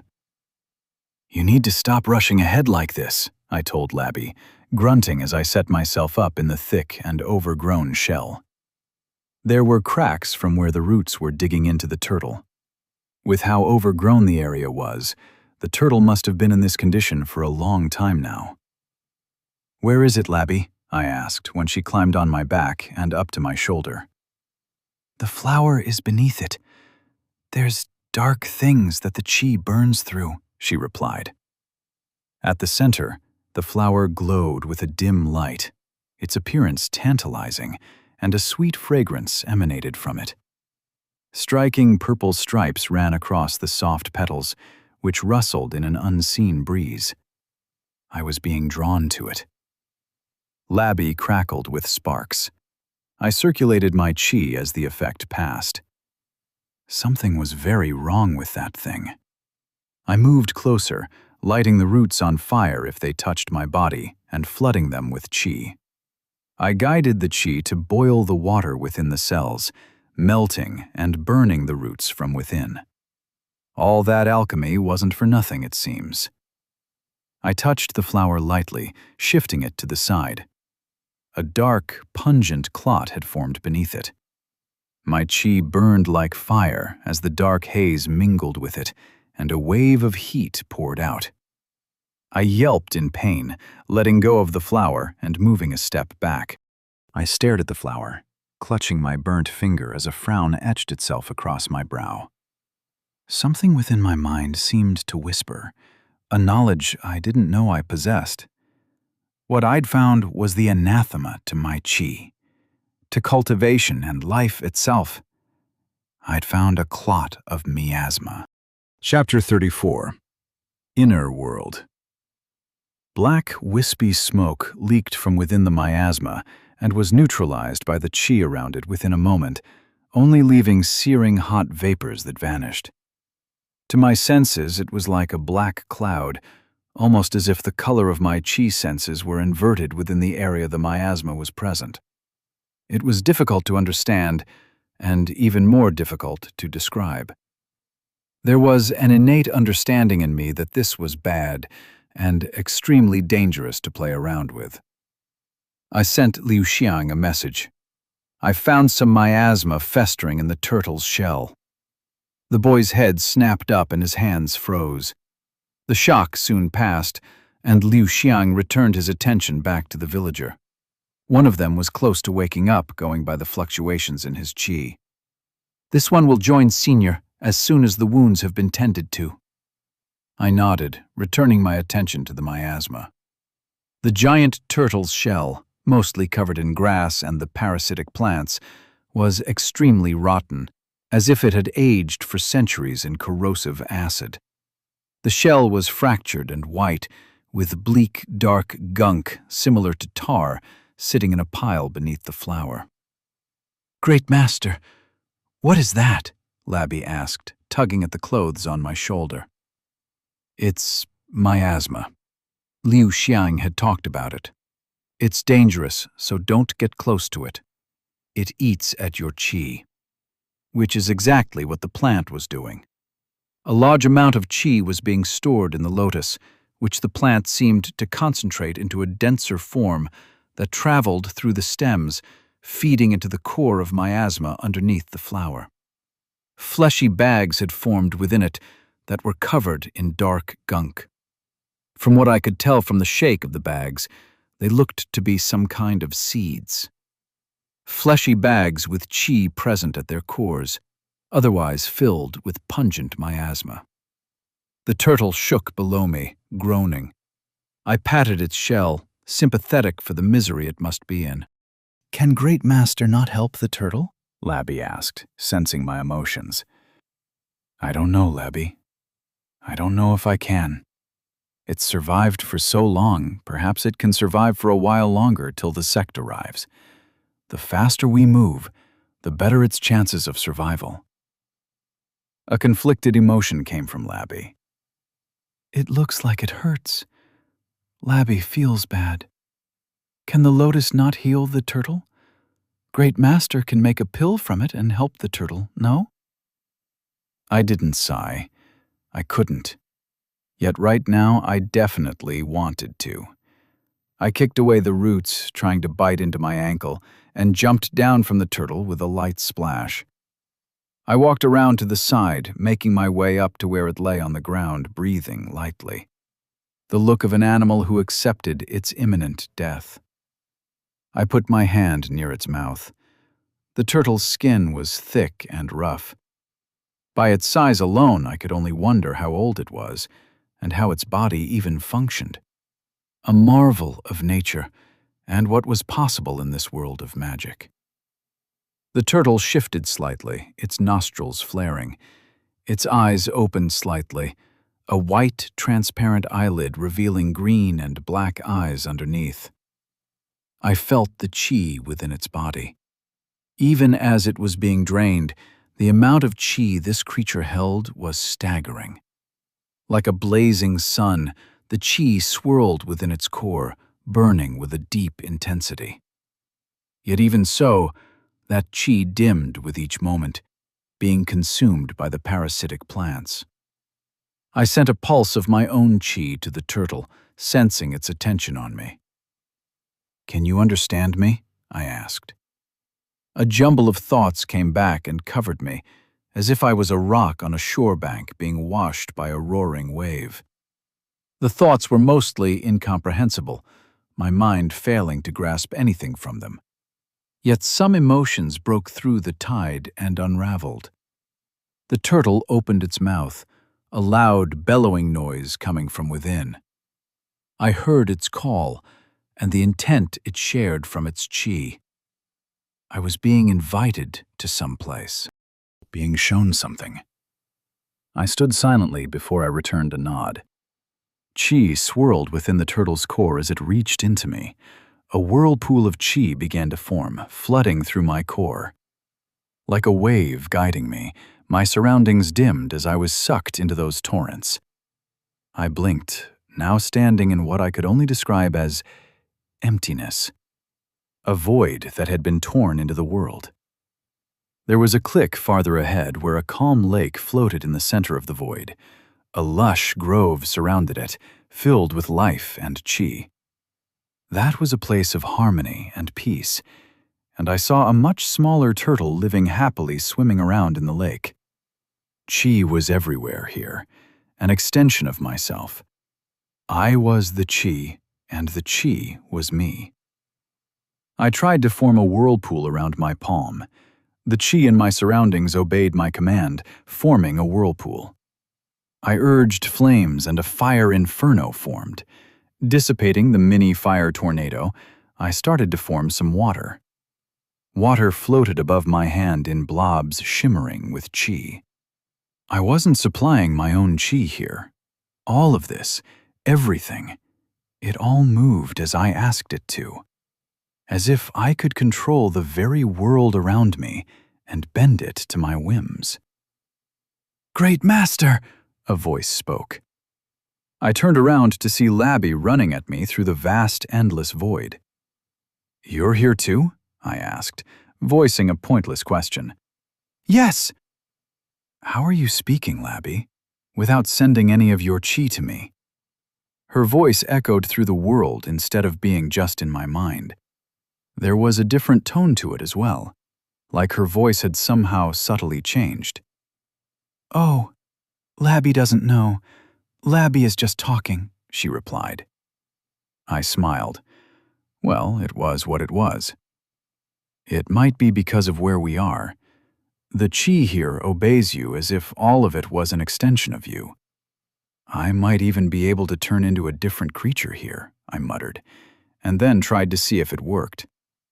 I swirled the chi around me, trying to form draconic wings behind my back.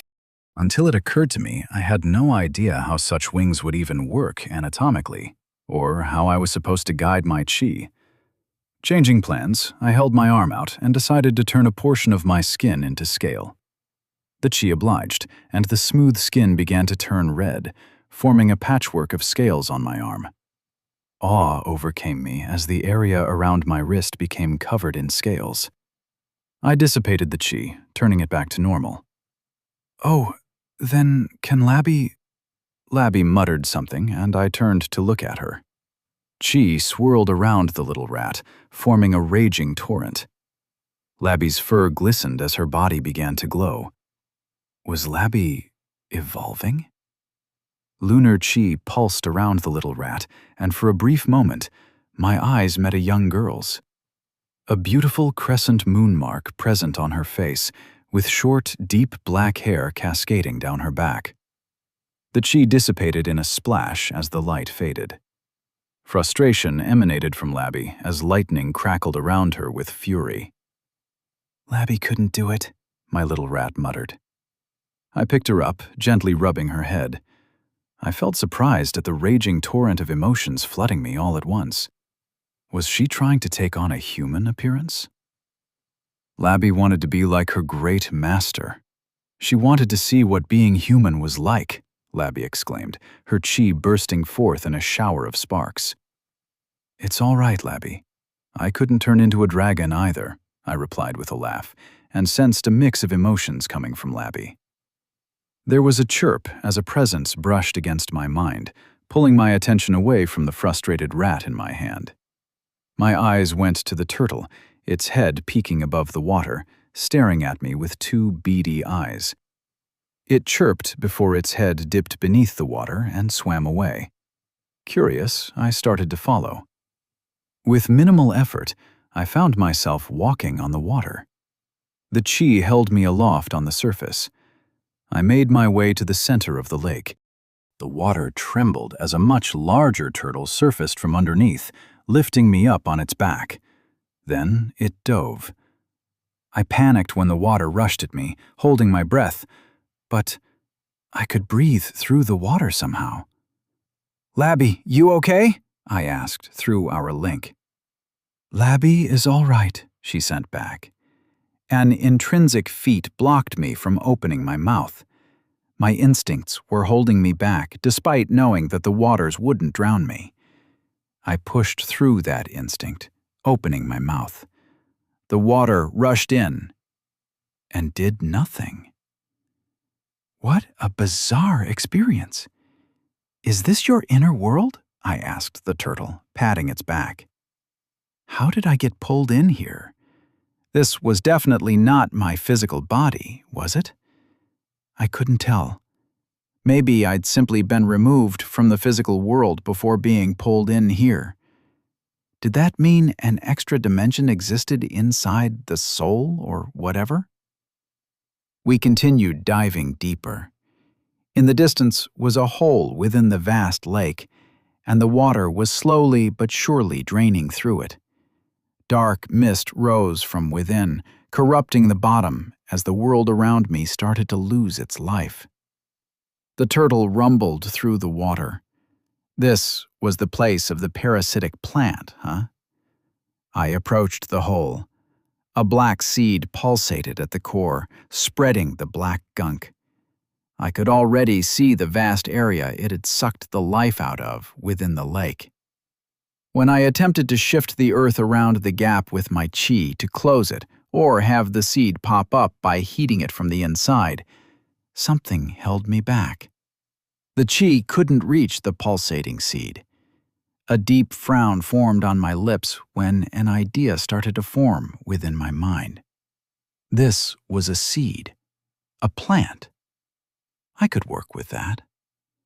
I got off the turtle's back, swimming farther down, and took a seat at the bottom of the lake, crossing my legs. Closing my eyes, let my thoughts fade as I began to cultivate. Chapter 35. A New Companion. Chi cycled, first in a single cycle, then in two. The essence of the world stirred, moving as if I was a part of the world itself. There was something different in this place. Unlike how I normally needed to hold chi in my dantian and could only use my chi, the chi here moved to my will even when not within my dantian. The world around me became a part of my circulation. Two circles, one into the other, perpetually chasing an eternal cycle as they continued to suck more and more into themselves. The world pulsed in tune with my chi. I reached out to that intangible mass of chi I'd felt when forming my spirit herb garden. A vast array of chi channels lit up in my senses. My senses expanded as I became a part of the world around me. It was a surreal experience, even more so than what I'd been facing so far. I could sense a vast cycle around me, the cycle of the world, the pulse that it took, a gentle wave stirring the pattern before settling into the comforting rhythm. Then came the crack. Dark, pungent veins ran through the world. There was a taint here, a leech sucking the life from this inner world. The parasite's roots were here. Within this world, the origin of the miasma began stepping from the abyss in front of me. I breathed out, focusing myself. There was something I had in mind. I reached out with my mind to the intangible dark roots, and then, grabbing onto them, I pulled. The world shuddered as the roots tugged on the core of this place. The chi stirred like water splashing within a rolling pot, turning turbulent. I calmed the swirling chi, focusing once more, and sank deeper into the cycle of chi within my core. It surged within me with millions of motes of chi connecting to one another in a complicated array. I was but a tiny dot within it, just a singular node attached to a big network of life. Yet, something was missing. The chi didn't react to my call. It didn't move toward me. I wasn't the anchor here. The world seemed to scoff at me, shrugging me off as the chi from within me drifted deep under. A vast presence, larger than any and all I'd ever sensed before. An all-encompassing presence, covering all under the sky in its embrace. The essence swirled around me. It churned, moved, and twisted. It was arrogant to think I would be the center of this vast network of life. This world was like a living, breathing array of chi moving within a cycle of its own. All I had was a mimicry, a copy of something far larger, something I'd found here in nature today. I stopped trying to be the anchor. This wasn't my world. This was someone else's, and I had to work accordingly. Letting the chi swirl and move, I allowed myself become a part of the world. The anchors shifted, the focal points changing as the chi began to aid me once more. There were the dark roots spreading through this world, trying to taint the circulation of life. The roots shifted, pulsating like a beating heart. I guided the chi instead of commanding it, asking for its aid. The chi obliged. It plunged through the dark roots, and the miasma began to hiss. I continued pushing, beginning to pry the miasma from the world one root at a time. A hissing wave of heat began to boil the water around me. I kept going, cutting through each root, and before long, I reached the core. Reaching out, the chi sank into the seed of miasma at the core, filling it to the brim. Like an overripe balloon, the seed exploded, and the chi within released in a flood. I sensed the energy returning to the chain of life as the essence from the seed began to be channeled. The miasma surrounded me. Some of it moved into my core, being sucked in greedily. The walls of the world broke, and I felt myself plunging into darkness. Many questions filled my mind. I opened my mouth to speak when a strange dizziness assaulted me. My eyes drooped. Within my core, at the edge of my awareness, was a fuzzy shape where my chi swirled. My dantian was changing. A seed formed within my core. I jerked awake, finding myself sitting on the ground with my clothes slightly wet from the water around me. "Senior is awake?" Lao Xiang asked. I blinked several times, trying to anchor myself. What happened?" I asked, my memories jumbling in my head. "Senior had stood frozen, and this one had sensed that Senior's spirit wasn't present. This one had moved Senior a bit," Lao Xiang said.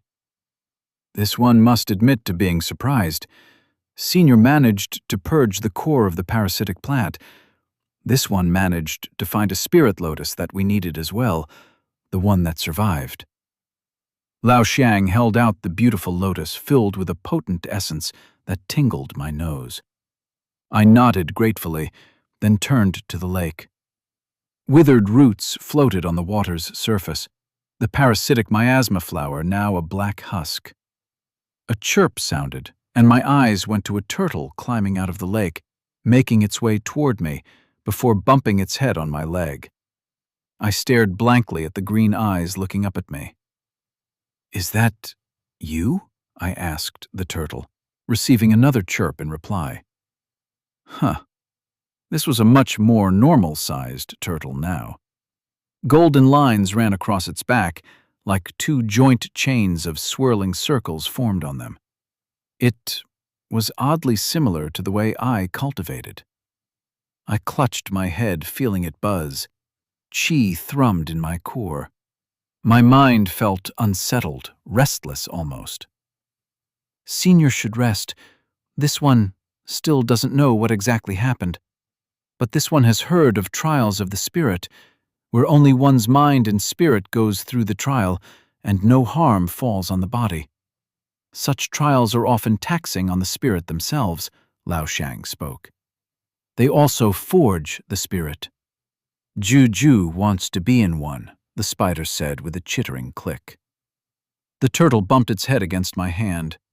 I gently rubbed his shell as the little guy climbed on my leg and seated himself calmly there.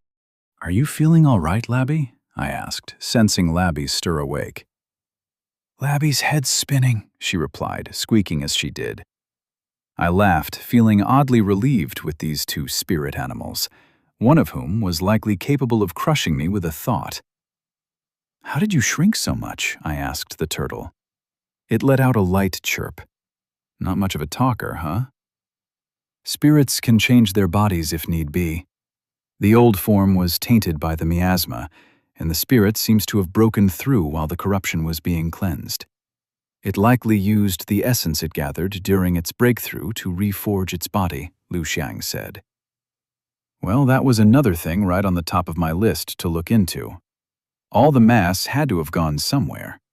Not to mention the inner world and the changes I'd felt in my core. Far too many things needing a closer look. What about the villagers? I asked, turning toward where they lay. Recovering.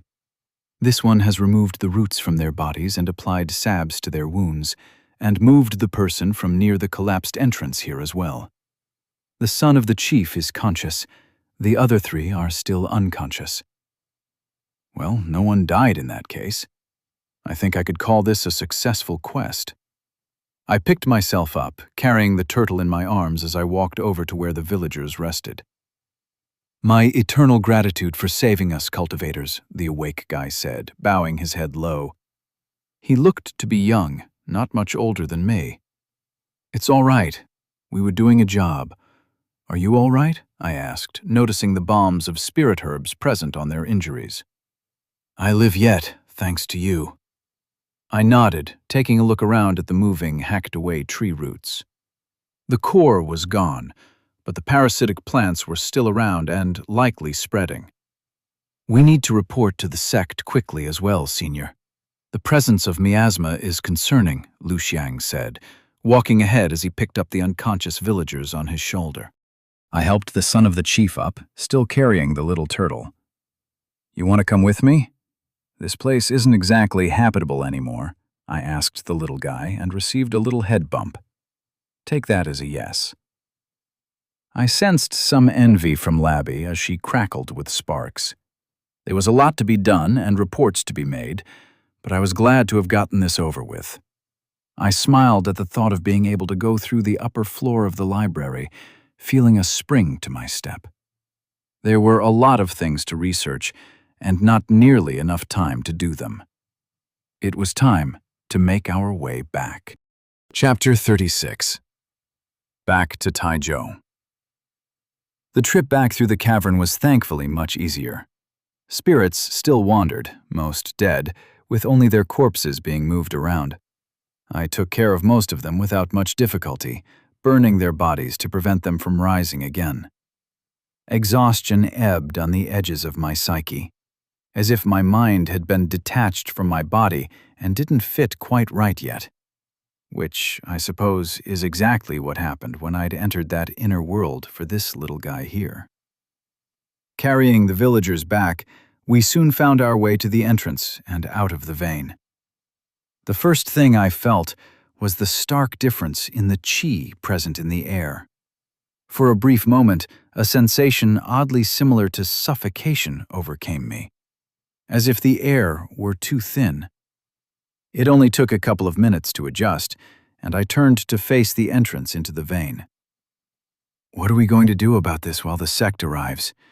Any one of those creatures reaching the village would be catastrophic, I said. A frown covered Liao Shang's face as he regarded the cavern entrance. Perhaps this one and Xianxia can seal off the entrance for now. The sect would not be sending disciples when being made aware of the miasma and the plant, and they should be easily capable of clearing the way back in. That sounds like a plan then, I replied, putting the turtle down.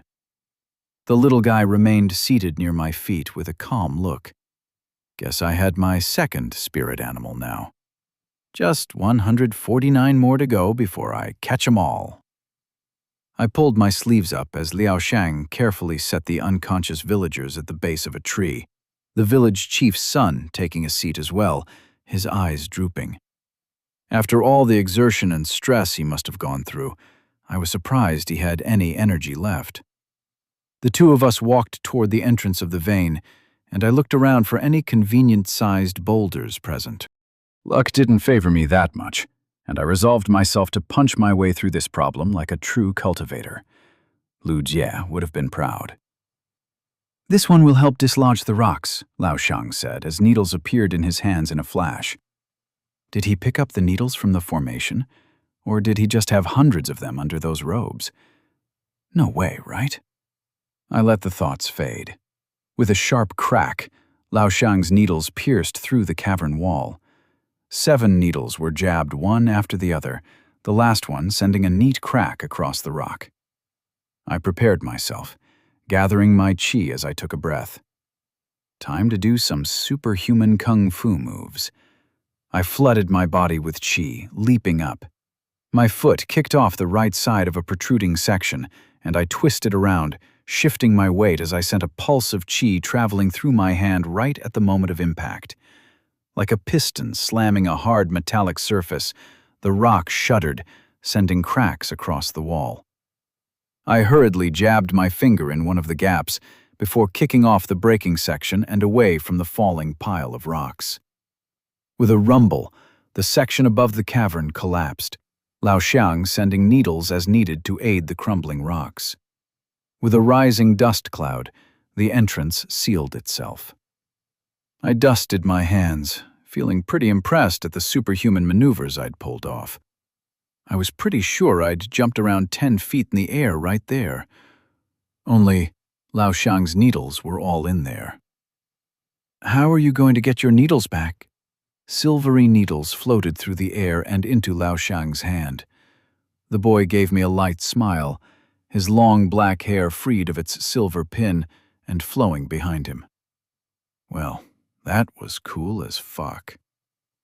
Leaving my fantasies of flying needles that returned at my call behind, and trying to ignore that I already had the lightning part figured out with Labby, I walked back to the villagers and the little turtle sitting nearby. What should we be doing with him? Or her, I guess. I wasn't going to make the same mistake twice. It's a he, Zichu can tell from its chi, the spider helpfully said. The sect would likely need to be informed that the spirit had been tainted by miasma. If the senior hadn't helped, the spirit likely would have died from the miasma in its body. Even with a new form, the risk of miasma would have no cultivator bonding with such a spirit, Liu Xiang said, glancing at the little turtle, who stared back, its mouth curved upward as if in a smile. Likely just the shape of its mouth on default, but I still found it extremely adorable. It is a wild spirit at a high level of cultivation, extremely difficult to bond to. Cultivators prefer bonding to young spirits, raising them and growing with them, as it ensures the spirit doesn't run off when older. It is often why human-bound spirits tend to take a human appearance through their cultivation. Jiju won't. Jiju's form is practical for its purposes, and she doesn't need clumsy arms, the spider spoke. I felt a strange envy coming from Labby. Although this one seems to be following Senior, so Senior may be able to keep it, Liu Shang added. Well, I'd already decided I'd be talking with you, but do you want to stick around with me as a spirit, little big guy? I asked the little turtle.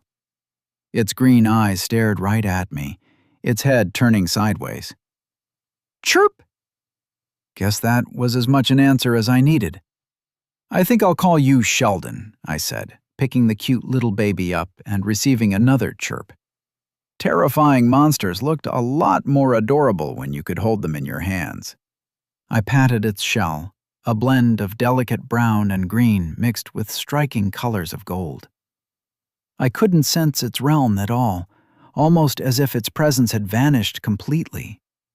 There was something strange going on with this turtle, and with my cultivation. The inner world of this guy was another thing I really needed to look into more, alongside miasma. Many new questions had arrived, with many new possibilities on what chi could be, and I was excited to explore all of them. Labby will be your senior sister, Labby exclaimed to the turtle, her ears flicking in excitement and pride. I laughed out loud, unwilling to tell her that wasn't how ranks in cultivation worked. Chirp, Sheldon replied, and Labby gave a satisfied squeak of her own. I gave Lao Shang a light nod, and we headed for Taizhou. We walked briskly through the forest, the rumblings of the spirits much calmer as the lunar chi rose. The sun would soon to be setting on the horizon. The village appeared in the distance, where a crowd of people gathered, whispering. A lot more men filled the village now, likely back from their work. Their whispers reached me even from this distance, but the voices merged into a confusing static if I didn't focus. The strange mental exhaustion and overall events of the day told me I wouldn't be doing that anyway. Brother, a girl exclaimed, pushing aside the crowd to run toward us. There were a couple of men who tried to tell her to stop, but she continued on anyway, almost tackling Lao Shang as she hugged the village head's son. Yin, her brother spoke. Lao Shang let go of the man, taking a step back to give the siblings some space. You stupid, dumb, impulsive, arrogant, dumb idiot! Why did brother have to go? I was so worried, his sister said, grabbing her brother, tears streaming from her eyes. My gaze shifted to other family members rushing in, taking hold of their loved ones. I smiled, a strange sense of pride filling me at having saved the lives of these people. Labby feels nice too, Great Master, Labby told me with a squeak. They are all right and will recover soon. This one has applied some salve for their injuries. Please reach out to the sect if any issues come up with their conditions. Lao Shang spoke in his usual neutral tone. I sent a pulse of qi toward him, changing my expression to a smile. Smile, damn it, they'll get scared. The villagers bowed deeply before they carried the injured away. Lao Shang looked at me with a confused expression, and I stopped a sigh from escaping my mouth. The boy was surprisingly clueless sometimes. He did look pretty intimidating with his bland tone and pale skin, not to mention that presence of his. Even I'd felt chills when we first met, so I could only imagine the effect on non-cultivators. We should head to the chief soon and inform him of what happened, I said loudly to signal to the weeping siblings as well. I hated to interrupt their family time, but the threat hadn't been resolved, and the faster we reported back to the sect, the better. Yes, please, let us move back. My father awaits you. The girl spoke, wiping her tears and sniffing as a blush covered her face. I nodded gratefully, and we began to make our way back. Within a few moments, we'd arrived at the village head's house, and he was already rushing outside as he spotted us. "Chen, you fool!" the man exclaimed, quickly turning to us with a deep bow. "I cannot thank you enough for your kindness, cultivators. Our debt is eternal to you. May the heavens bless your path." He spoke with a wavering voice. His daughter soon joined in, alongside his son. "It's all right. We should head in. There's a few things you should be aware of," I said. Taking a seat within the home, and I setting Sheldon down, I began to summarize the events. The village head's expression ranged from a series of shock, disbelief, and muted surprise. "I cannot be grateful enough for your arrival, cultivators. This village of Taizhou has been saved by the two of you," he said with a bow. I scratched my nose, slightly embarrassed. "I am aware this cannot nearly express our gratitude for your actions, but please, take this as a gift from this poor man. I would be ashamed to not give anything in return for all that you've done." He picked out a shimmering lotus, still curled up with its petals in a bud. "The flower will blossom when imparted with enough qi. This one thinks Senior should have it. It would aid Senior's alchemy," Lao Xiang spoke. I glanced at him for a brief moment before nodding and accepting the flower. I could almost feel Labby drooling from our bond. Thankfully, she wasn't actually drooling and making a mess. "Thank you," I said, and the man's eyes widened in surprise. What, saying thank you was such a big deal, huh? "I will leave you to tend to your son and return to your duties.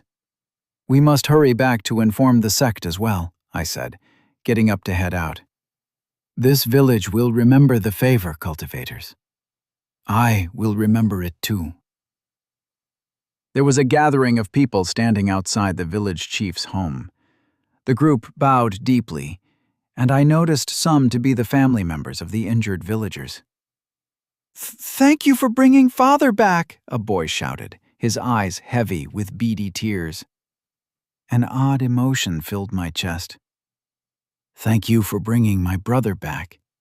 "For bringing all of them back," the people said, all bowing deeply.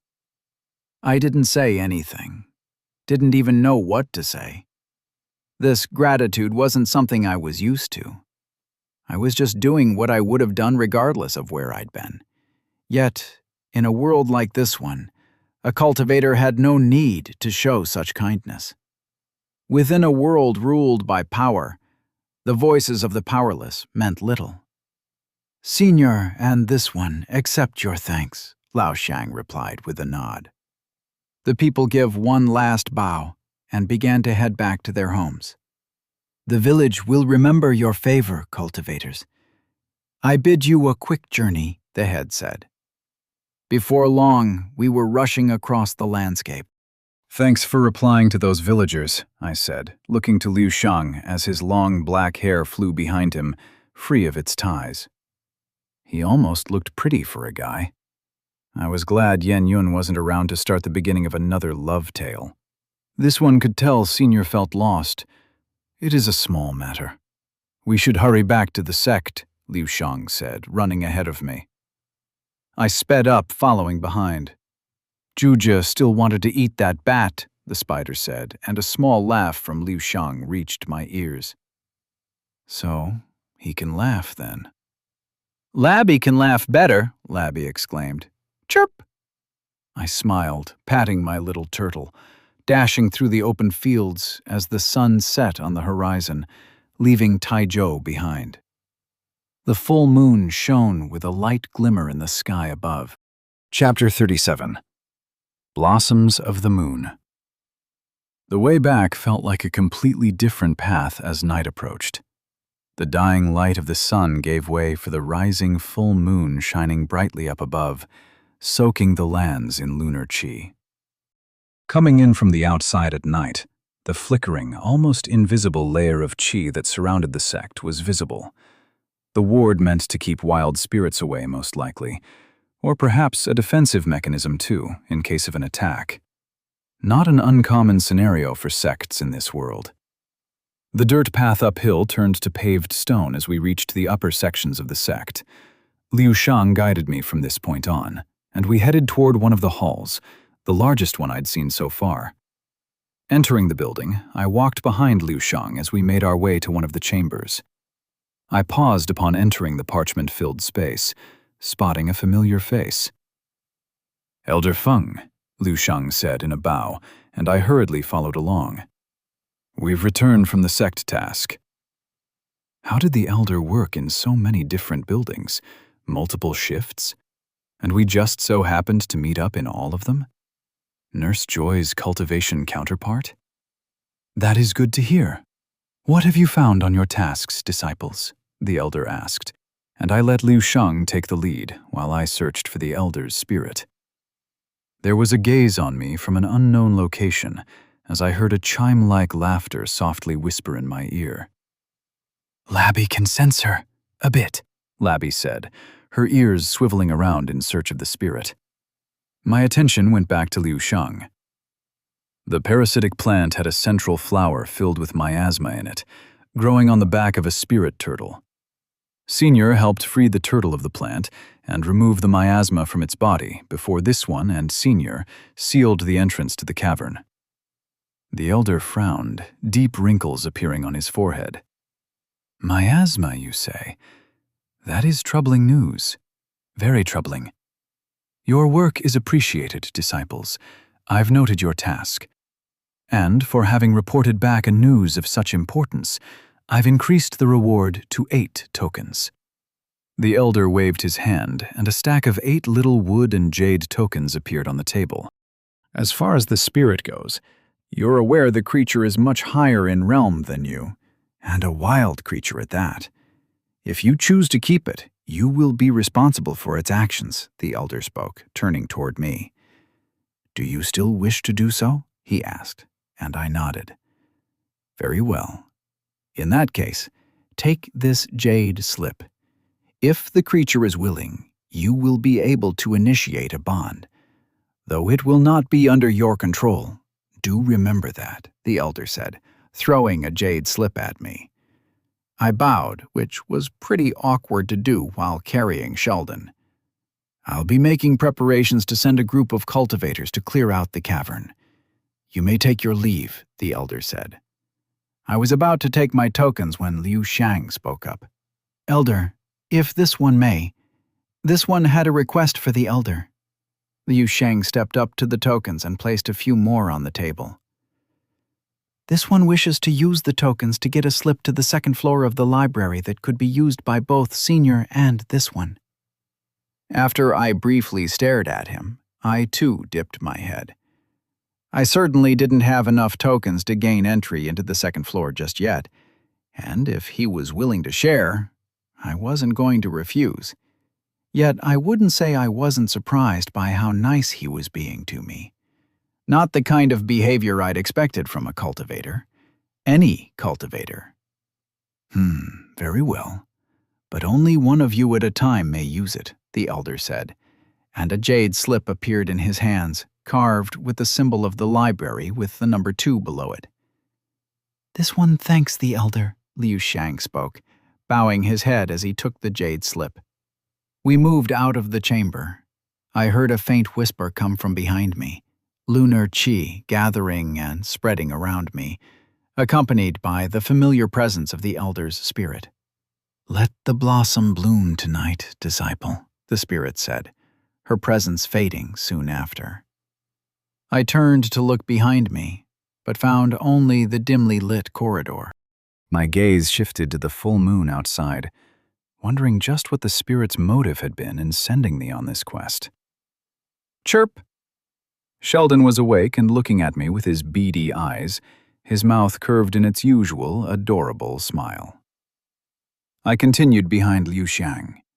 It was pointless to determine what the spirit wanted from sending me to Taizhou. Whatever it may be, I wasn't going to complain about it. I left the sect hall, stopping on the paved stone path outside. The difference between night and day was just of color to me at this point, my eyes capable of seeing with almost the same clarity as they did during the day. Thank you for sharing the pass with me, I said to Liu Sheng with a light bow. This one should be thanking Senior. This one wouldn't have been able to fulfill the task without Senior's help, not to mention freeing the turtle spirit from its agony. This one was just repaying the favor, Liu Sheng replied. I didn't argue against it. Don't look a gift horse in the mouth, as they say. This one has noticed Senior has an interest in alchemy. This one learns the formation arts alongside the mystery of the human body. The halls may not be where Senior wishes to be as a cultivator, but the teachings of craftsmanship are there to be taken for all disciples. If the Senior wishes, he can find me at the hall, and this one would be glad to help." I nodded at that, considering the offer. Formations did deeply interest me. If I could sit in on a class without having to officially join the sect as an alchemist or something, then I would gladly do so. "I'll think about it. Thank you for the offer, Yi Liu Shang," I said, and Labby squeaked, "This one will be taking leave as well, Lu Jie." I stared at the boy as he moved away, covered in a plume of misty clouds. I shook my head, smiling as I turned back around, feeling a strange sense of happiness. What a strange guy. I walked into my chamber, spotting the orange cat from before lying in my spirit herb garden, high as anything. Labby squeaked in outrage, jumping off my shoulders and began to chase the cat around with crackles of lightning. The sight was quite hilarious. "Chirp!" Sheldon said, reflecting my joy. "Welcome to the team, buddy," I told the little turtle, setting him down near my spirit herb garden. The turtle walked around, taking a curious look at the various plants. Moving a bit further ahead, in the portion I'd covered with dirt, Sheldon sat down and his chi swirled. Water formed in a whirlpool around him, digging into the soil, creating a small puddle within the spirit herb garden. The water shimmered with a light glow from soaking in all the chi. "Fair enough. I guess that works as your little pool then," I said, and Sheldon chirped once more. Labby's fur raised as she crackled with lightning, staring down the cat. Something about eating her spirit herbs, from what I could gather. I shifted in close, grabbing the orange cat. You really didn't want to eat Labby's herbs and then stick around to find what happens next. I pet the cat lightly, and it meowed before leaping out of the window. Maybe I'll take him in, if he keeps coming around. A speaking cat would be dreadful, though. Just imagining the sass gave me shudders. "But, Master, Labby's Master's herbs, she ate them! She has betrayed the Empire! Justice must be delivered to the traitor!" Labby proclaimed, her voice burning with righteous fury. "It's all right, just a couple of leaves. They'll grow back in a few days. Now, come. We have a flower to bloom," I said, walking back to the little pool Sheldon had created. I took out the curled-up lotus blossom from my pouch. Its petals were glowing with a faint white color, reacting to the chi present around the spirit herb garden. I sat down beside the pool, and Sheldon climbed out, taking a seat near me. Labby ran up my back, sitting on my shoulders, and I began my work. I carefully set the flower into the muddy soil beneath the pool. After ensuring the flower was set, I closed my eyes and began to circulate my chi. One cycle into another, the rhythmic flow of an eternal cycle. There were many mysteries about this method of cultivation I'd discovered, but I was now starting to see aspects I hadn't before. The circles were like guiding paths that pulled the chi within themselves. The opposite spins of the circle were balancing counterpairs, both gathering chi into the same core at their center. Almost like magnetic field lines, or a pair of up and down spin electrons, for the lack of a better example. It was oddly similar to alchemy. The circulation of chi and the formation of a core. Like I was purifying a pill within my own body, but instead of a pill, it was chi itself. The two circles formed a pair, each half representing one side of the flow of chi. A dual spin array that locked itself into position, feeding off one another. The insights about my cultivation bolstered me as I found the circles starting to spread. At the center was a fuzzy presence, a seed formed of my own chi. The seed pulsed with each rotation of chi, growing, and my cultivation grew alongside it. It was the core. the core of my own network of life. The chain I felt from the spirit herbs all led to this one little seed in my core. Something was forming in there. I had no idea what, but it was something, and it was tied to my very soul. Lunar chi swirled around me as I continued to cultivate. The air brimmed with the moon's light, a gentle cold sensation to it. The lotus started to bud as the light of the moon filled it. One petal opened, soon followed by another as the flower began to blossom. A new flower joined the network of chi within my spirit garden, and I felt the roots of chi extending from me shift around the lotus. Lunar chi flowed into me, swirling in my dantian before they headed out into the bond I shared with Labby. I opened my eyes to see Labby sitting with her eyes closed. The crescent mark on her forehead lit up with the light of the moon as arcs of moonlight swirled around her. My eyes drifted ahead onto the little flower glowing within the shallow pool of water, and I smiled. A beautiful white lotus reflected the moonlight within my garden. Chapter 38. Lunar Thunder. Labby sat in silence, feeling the chi circulating within the roots of the spirit herbs around her, guided by her great master. The essence of the spirit herbs was tantalizing, rubbing their sweet scent against her nose with the promise of a delicious meal. No, Labby mustn't, Labby told herself, shaking her head and returning her eager focus to her great master's cultivation. Chi pulsed as the lunar chi from the lotus flowed through the herbs, reaching her core before melding with her lightning chi. The two chi opposed each other, struggling for dominance. The lightning chi within her core crackled, while the lunar chi, gentle and swift, diverted the thunder back. A tenuous balance of chi was happening within herself as the two opposing natures struggled to remain together, like the conflicting nature of yin and yang. Labby flicked her ears, looking to the lazy turtle sleeping next to the pool of water. Her new junior brother was quiet and hadn't talked to her despite Labby's multiple greetings. Labby had thought him arrogant, but perhaps the turtle didn't know how to talk? Maybe the chi never taught it how to, as it had taught her. Sheldon opened his eyes upon her gaze, looking back at her with his perpetually smiling face. Labby squeaked, putting her intent into her call instead of speaking the way her master did. The way she'd done when she'd just been a little rat without any awareness of who she was. Sheldon stared. The turtle pulled its stumpy legs out of its shell and crawled to the pool of water containing the lotus, diving into it. The turtle remained in the water, swimming gently around in circles. Labby was greatly confused.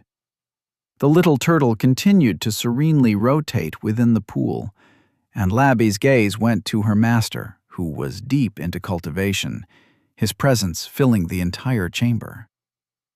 Labby frowned. Through the gaps of the window, the light of the moon reflected itself in the water. Sheldon's stirring of that water caused the light to rotate in a circular pattern, and it seemed as if the moon was changing faces. The dark image of the moon, covered completely in a shadow, gradually shifted into a ray of thin light, seeping from the corners into a beautiful crescent. The light grew until the moon was half light, half dark, then only a tiny section remained. Before long, the glowing full moon presented itself, shining brightly within the pool, brimming with lunar chi. A chilly yet gentle warmth radiating from the light. The cycle continued. The full moon faded, giving way to darkness, until nothing remained, only for the cycle to begin anew. Labby's chi swirled. There was a cycle here, like one the master told her about, the cycle of the moon. It had a name the chi now whispered in her mind. 8 phases of the moon. Labby honed in on the cycle of the moon within the shimmering pool. The ever-changing nature of the 8 phases and how each one led into the other. Labby cultivated her chi, swirling it with her new insight as her core began to fill with lunar chi. She cycled her chi like the phases of the moon, representing the cycle. The chi responded, flowing into her, flooding her with lunar chi. As the gentle chi met the violent thunder, Labby erupted into lightning. Labby's chi struggled. The two weren't in balance. The lunar chi and the thunder chi refused to merge, and her chi was starting to escape her control. "Chirp!" Sheldon spoke. Labby saw water flow around her in a whirlpool. The lightning struck the water, but was diverted and lost within it. "Chirp!" Sheldon spoke again. Focusing inward, Labby let go of her consciousness, going deep within her mind to the source of all her chi. Within her core, the dual nature of chi struggled, ramming head-on like oil meeting fire. When they erupted, a pulse of pain ricocheted through her being. Labby swirled the chi around, trying to separate the two opposite natures. The turbulence remained, the chi moving toward each other as if attracted to one another. Labby cycled the moon and the lightning, struggling to pull the chi apart. Her efforts failed as her control slipped, the chi merging once more and erupting, stinging her dantian.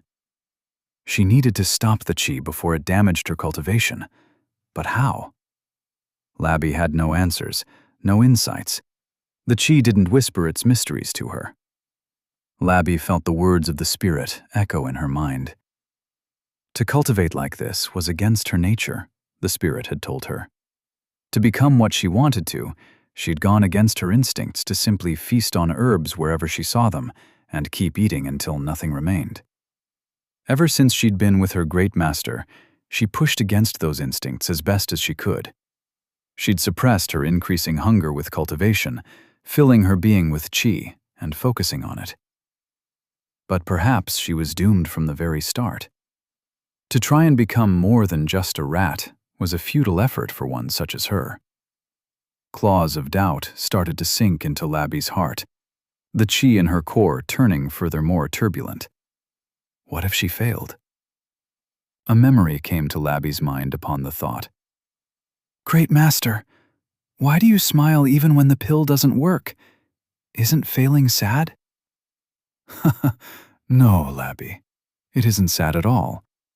Each failure is a chance to learn what I did wrong, to correct upon my mistakes, perhaps to even gain new insights I hadn't expected. So many great discoveries originated from mistakes. To fear failure would be the most foolish thing I could do." Her great master shook his head and smiled at her. "Each time you fail, you are one step closer to succeeding. It can be frustrating sometimes, but it isn't ever pointless."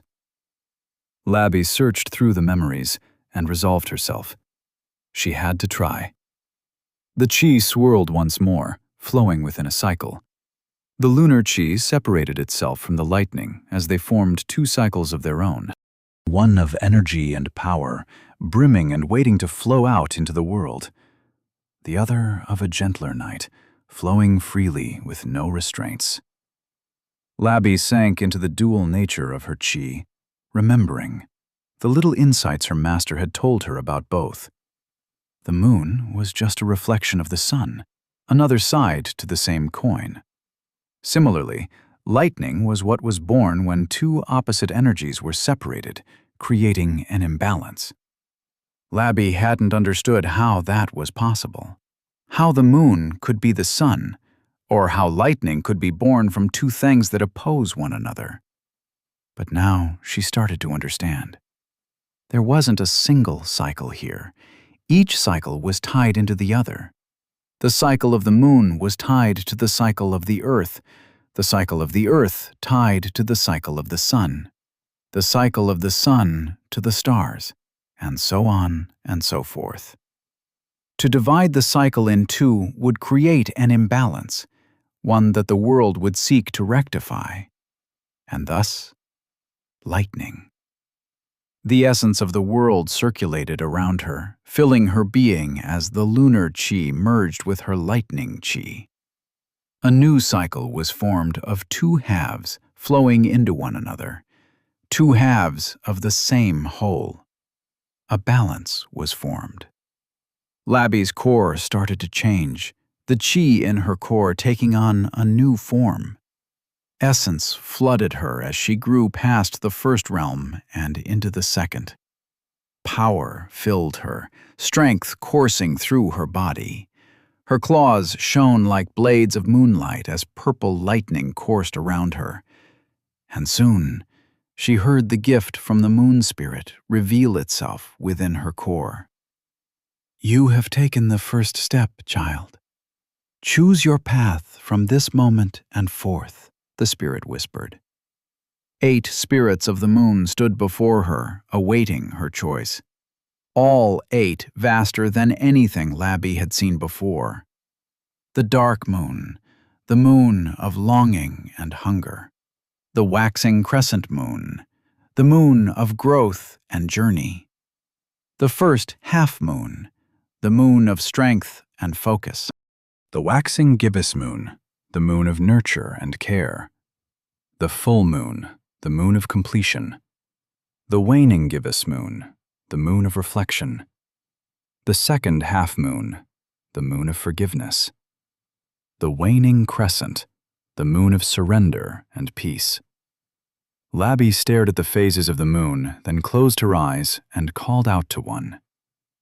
The moon of growth, the moon of journey, the desire to be full, the eternal chase of completion.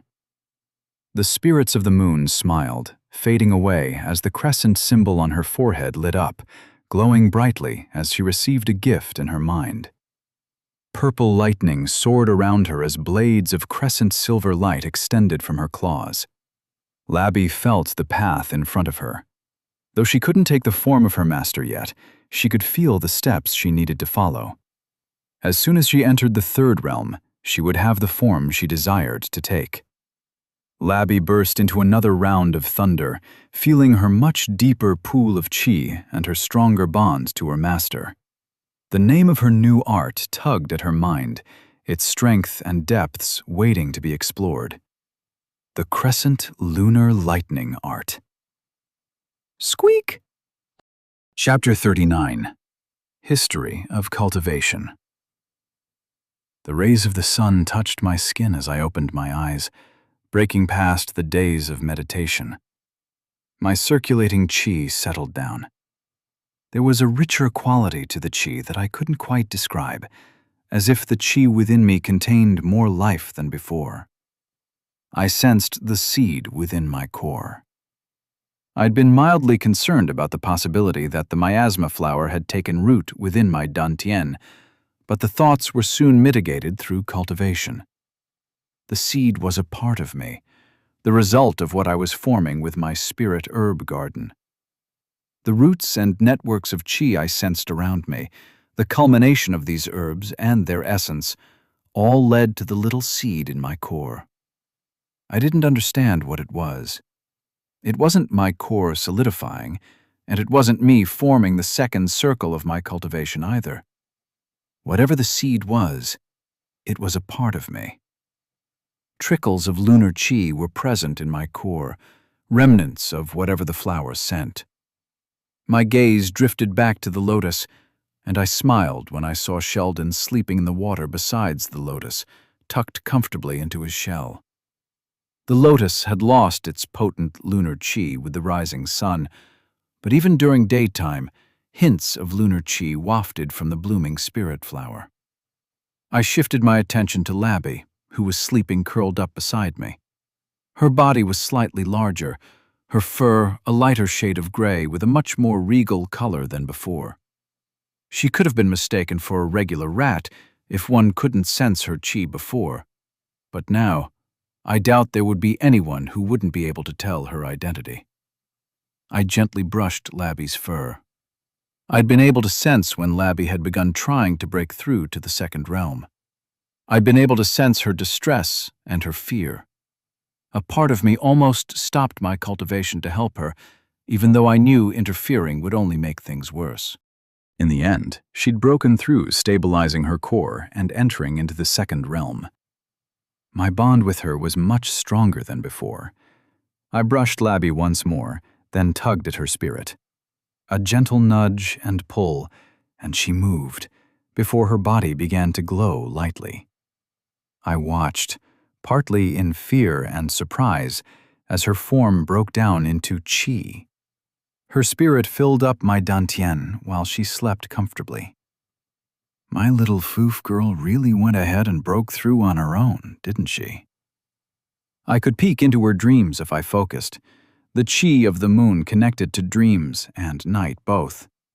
I laughed when I saw her riding a massive lotus spirit flower, standing tall and proud in a partly human form, wielding blades of crescent moon swords and lightning, while eating through a big basket of spirit herbs.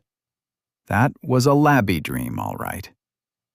I got up from my seat near the pool of water. Walking out of the spirit herb garden, I passed my desk, noticing a jade slip present on it. A smile crept upon my face. Liu Xiang had sent the library pass my way.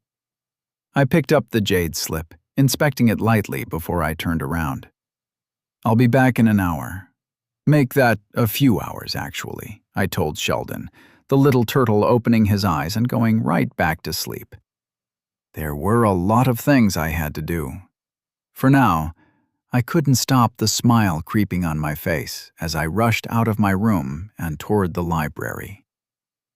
The path up to the library felt exceptionally long today. A smile was still plastered on my face despite my attempts to keep my excitement in control. I was trying to hold back my expectations on what may be found on the second floor, in preparation for potential disappointment by some vague, mystical bullshit. It seemed to be a losing effort. Once within the library, my eyes vaguely glanced over where Elder Feng tended to be. I was momentarily surprised to see a different person present, an older man in the second realm. Meeting the man's gaze, I bowed respectfully, showing my jade slip and handing it to them. I turned toward the stairs leading to the second floor, taking a breath before heading up. The second floor wasn't particularly visually different from the first one. A normal person would struggle to tell the difference, but to my senses, it was a completely different world. The qi here was different, more potent, almost sharp. As if words tugged on the qi, carrying themselves out of the lines of books. If the library below was the layman's version of the library, then this was the true cultivator's library. Awe and surprise struck me moving amongst the many books and often jade slips present.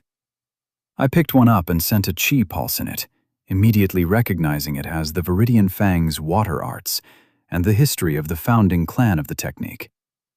I put the jade slate down. The technique wasn't much use to me, and I couldn't more than peer lightly into it without going down and asking to borrow it. As much as the jade slips and their ability to transmit information interested me, making a magic computer from one was a far-off dream for now. I shifted my attention to the books instead. The things I could freely read and browse as I pleased. I picked books on any and all topics of interest, before one in particular caught my eye. The Nature of Goo and Miasma. The book was heavy, even for me, a cultivator who could casually lift large rocks.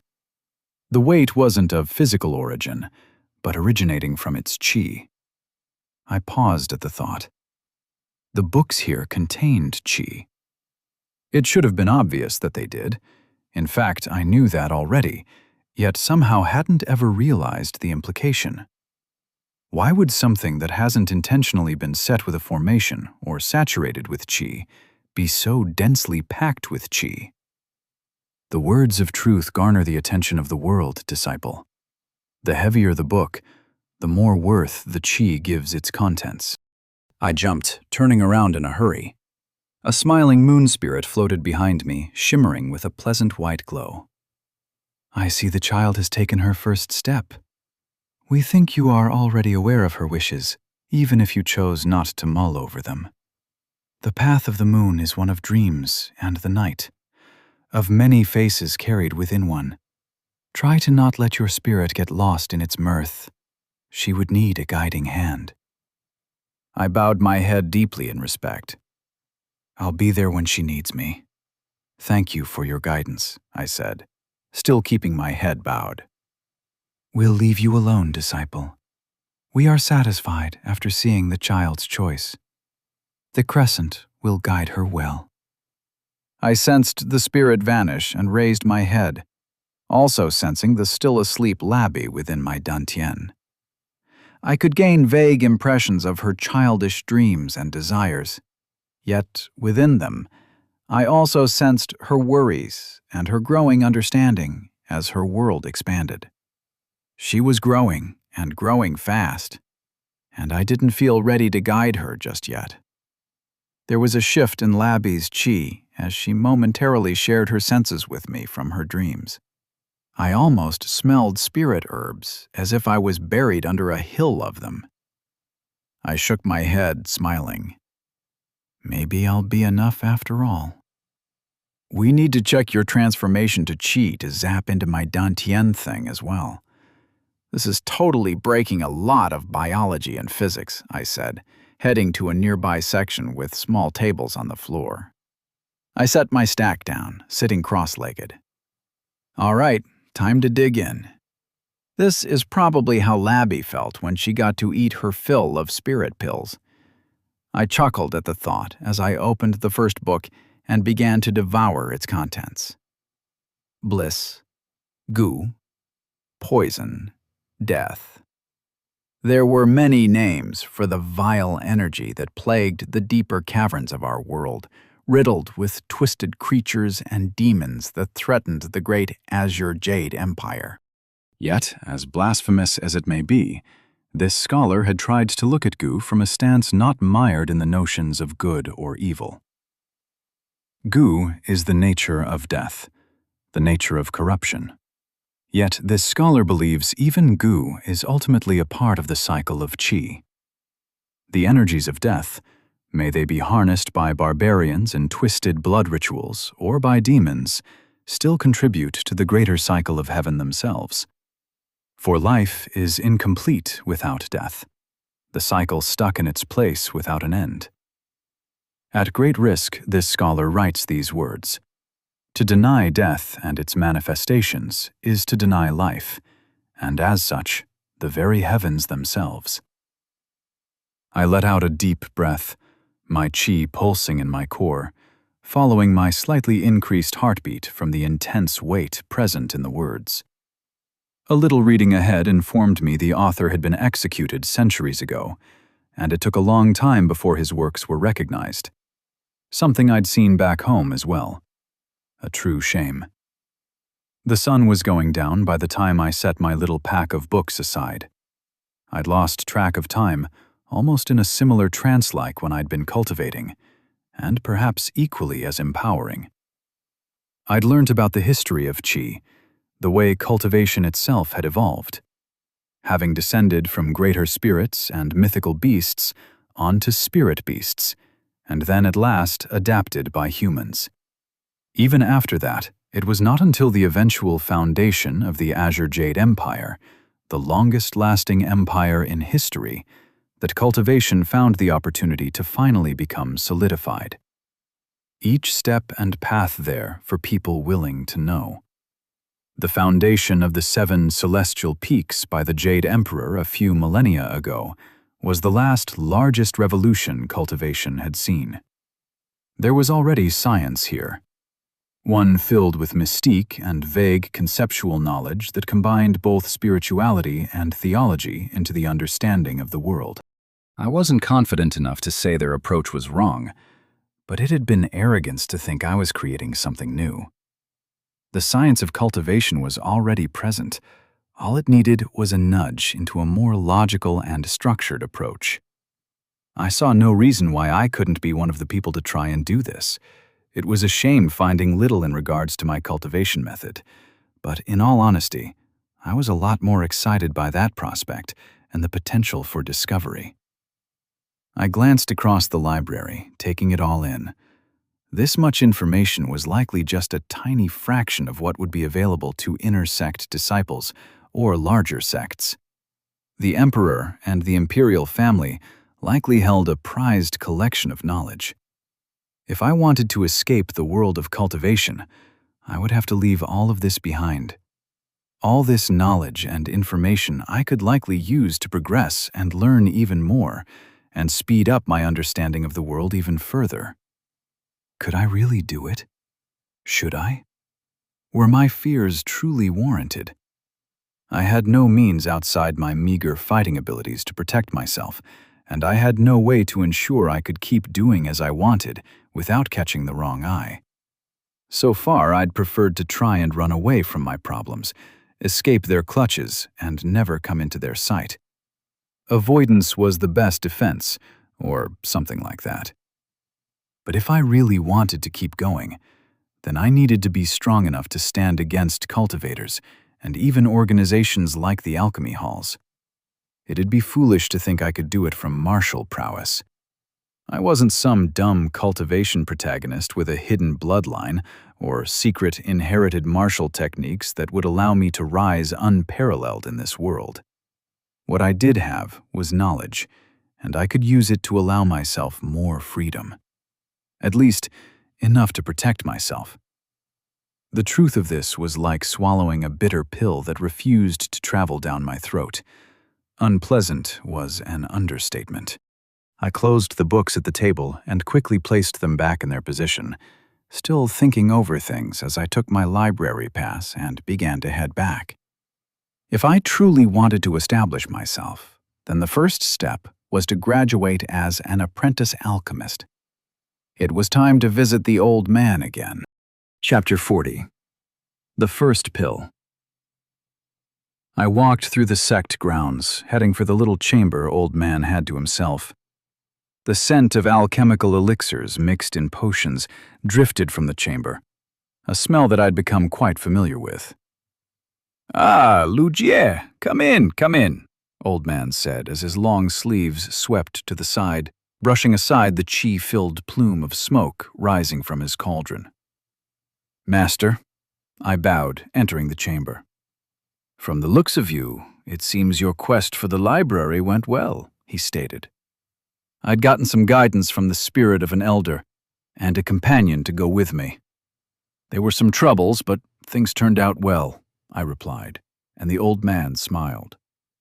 "Ah, how you've changed, Lugier. It is good to see you at peace with your new path, child." This old man had sensed the turmoil that always plagued your heart, the anger you'd kept hiding within your chest. In its place, I now see peace and curiosity, almost as if you became a different person entirely. Old man rubbed his beard, and I stared at him with mixed emotions. I felt something I hadn't in a while. The emotions kept within Lugier's memories, the fragments of emotion and regret. I pushed those emotions back to where they'd come from as I bowed again. "This apprentice is ever grateful for Master's generosity. I wouldn't have been able to walk this path of knowledge had I not been given your guidance, Master," I said in a single breath, raising my head to look at the old man. "Now I've come once again, asking for guidance." The wrinkles of old man's head turned inward with a light frown. "What do you wish for, disciple?"